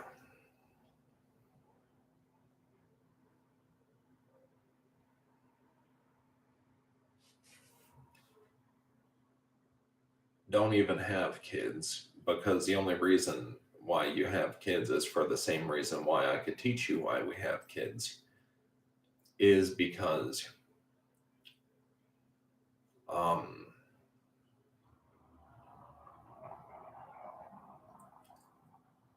to understand what it's like to be responsible for somebody. It brings you closer to God. And that's like the only reason why we have kids. In life, you got to pay the fucking electric bill. You got to pay for the toll for life. And you got to find something to do. And if my daughter were here right now, I would say probably do something like independent. And by the way, if my daughter were here right now, I would let her know that I'm the one that encouraged her fucking mom to do shit like that. It was me that came into it was her object of affection that I was the guy with a fucking business going on and all this shit that I encouraged her to start a Facebook profile and shit. I am her fucking inspiration for what she does right now. Without me, she's not shit. And I would like a simple thank you and my daughter back before I fucking kill a motherfucker.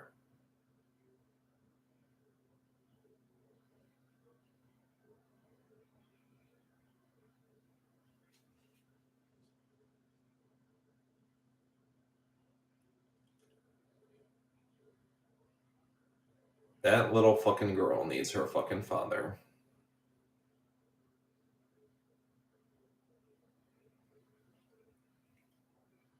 And if I don't see my daughter, there's gonna be fucking hell to pay.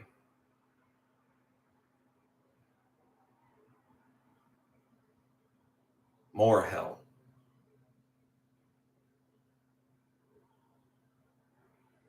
More hell.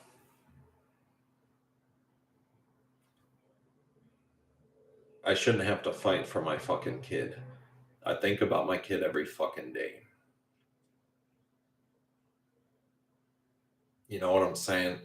Everything I fucking do is for my fucking kid. I would love to sit here on disability for the rest of my life, but I chose to have a kid. So I work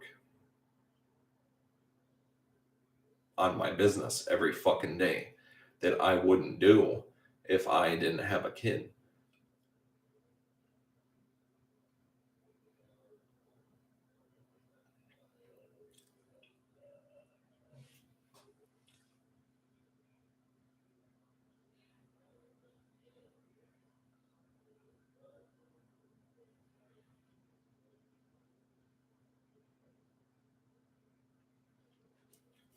It's my fucking kid. It's not your fucking kid, Mark. If you're out there,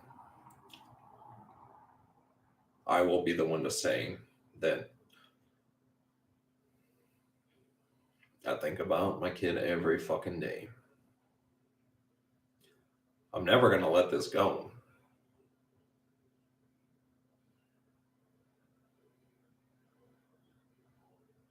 I'm never going to let this go. You better let me see my fucking kid.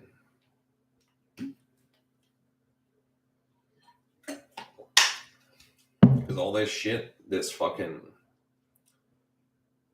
hell that is going to be coming like a fucking raging fucking storm in this life or the next,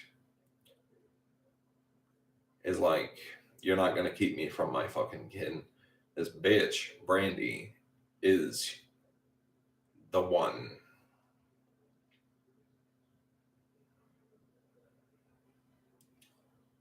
She's trifling as fuck.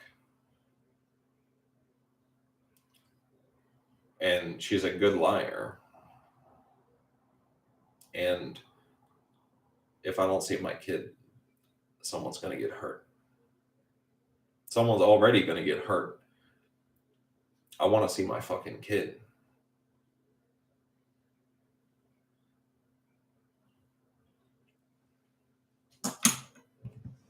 I'm sincere.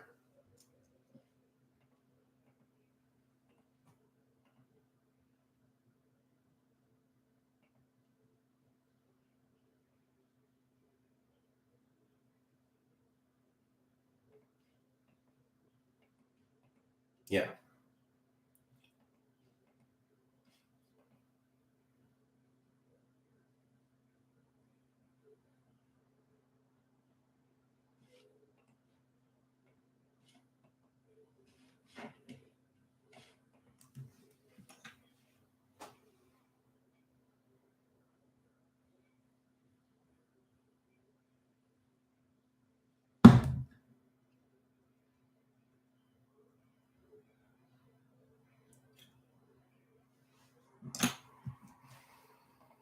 Let's see here.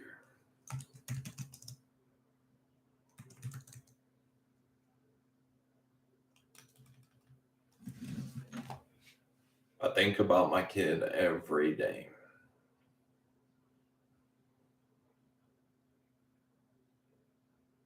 Every day.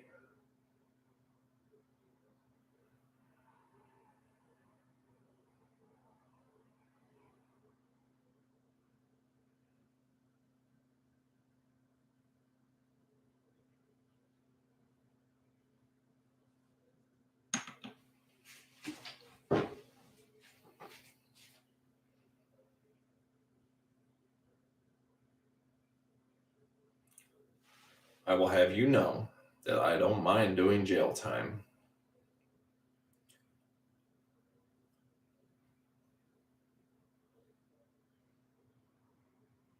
And you're not going to win with me. I mean, I'm the fucking devil.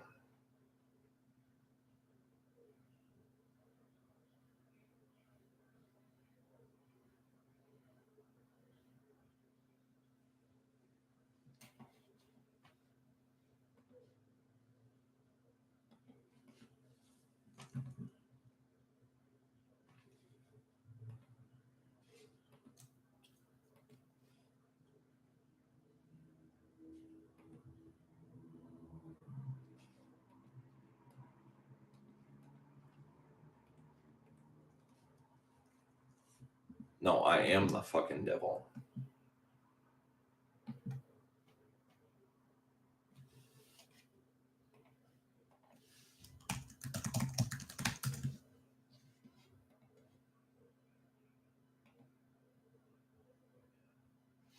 Logging into my other Facebook account so that I can get in touch with this fucking Brandy bitch and this Mark fucking guy.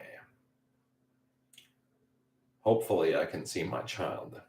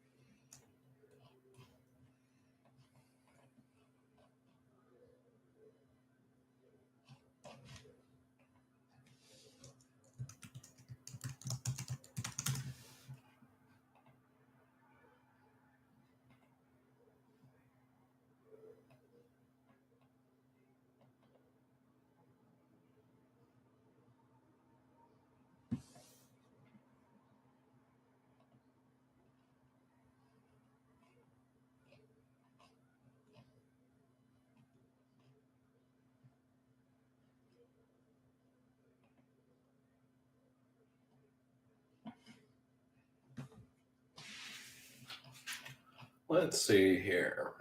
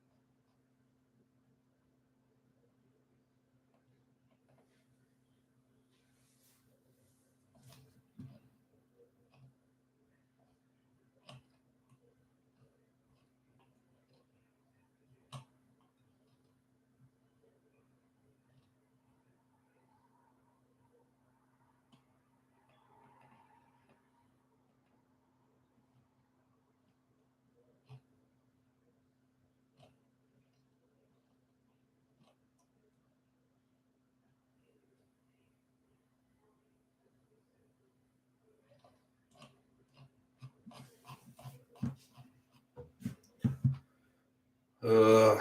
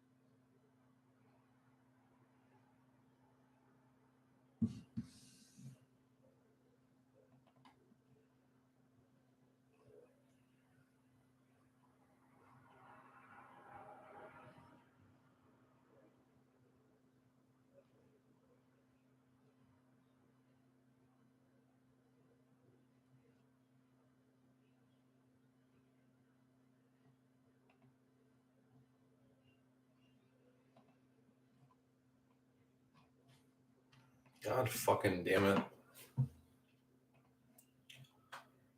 I'm trying to find my ex-girlfriend's fucking page on Facebook.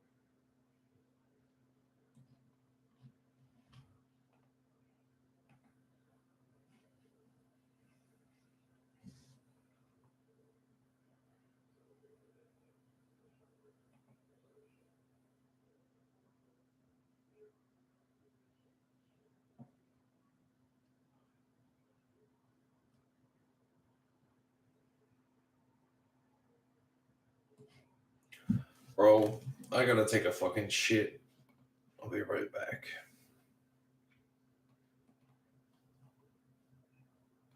There she is. That fucking bitch.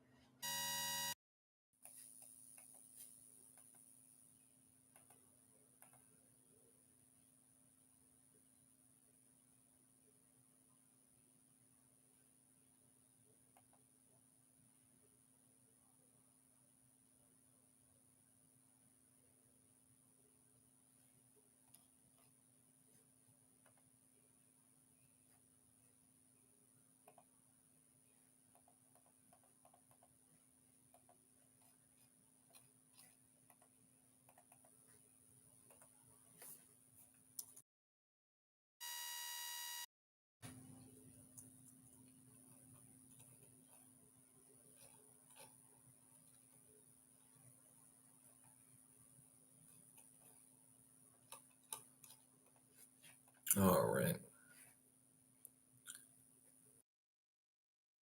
.com.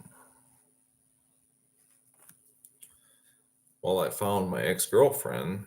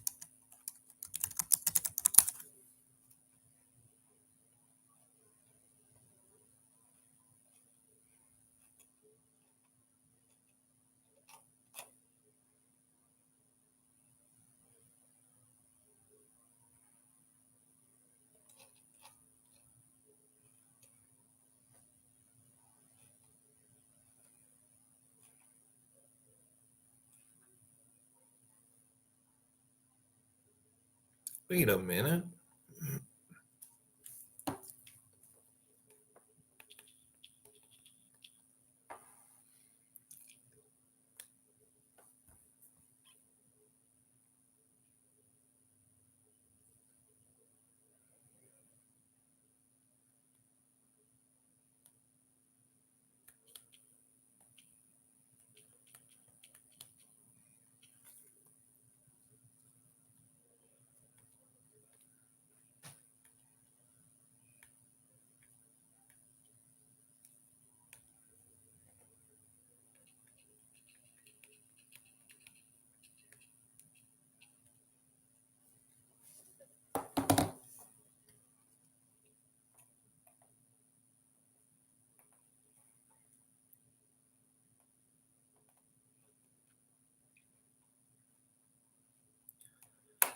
All right, well, basically, on my live video, I'm just kind of chewing up data right now. So I'm gonna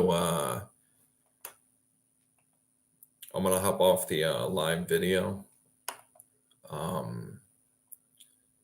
Basically,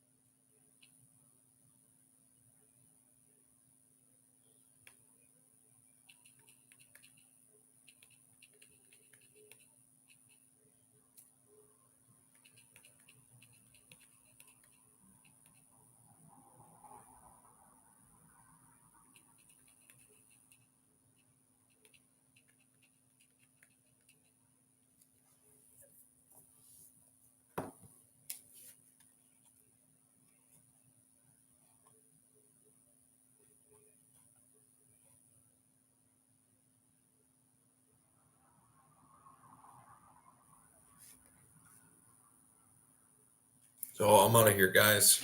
I will talk to you guys later. Today's workout only like 2 hours, and hoping to get in touch with my kids sometime soon. Gonna play some video games to close out the night. So I'll talk to you guys later. Bye bye.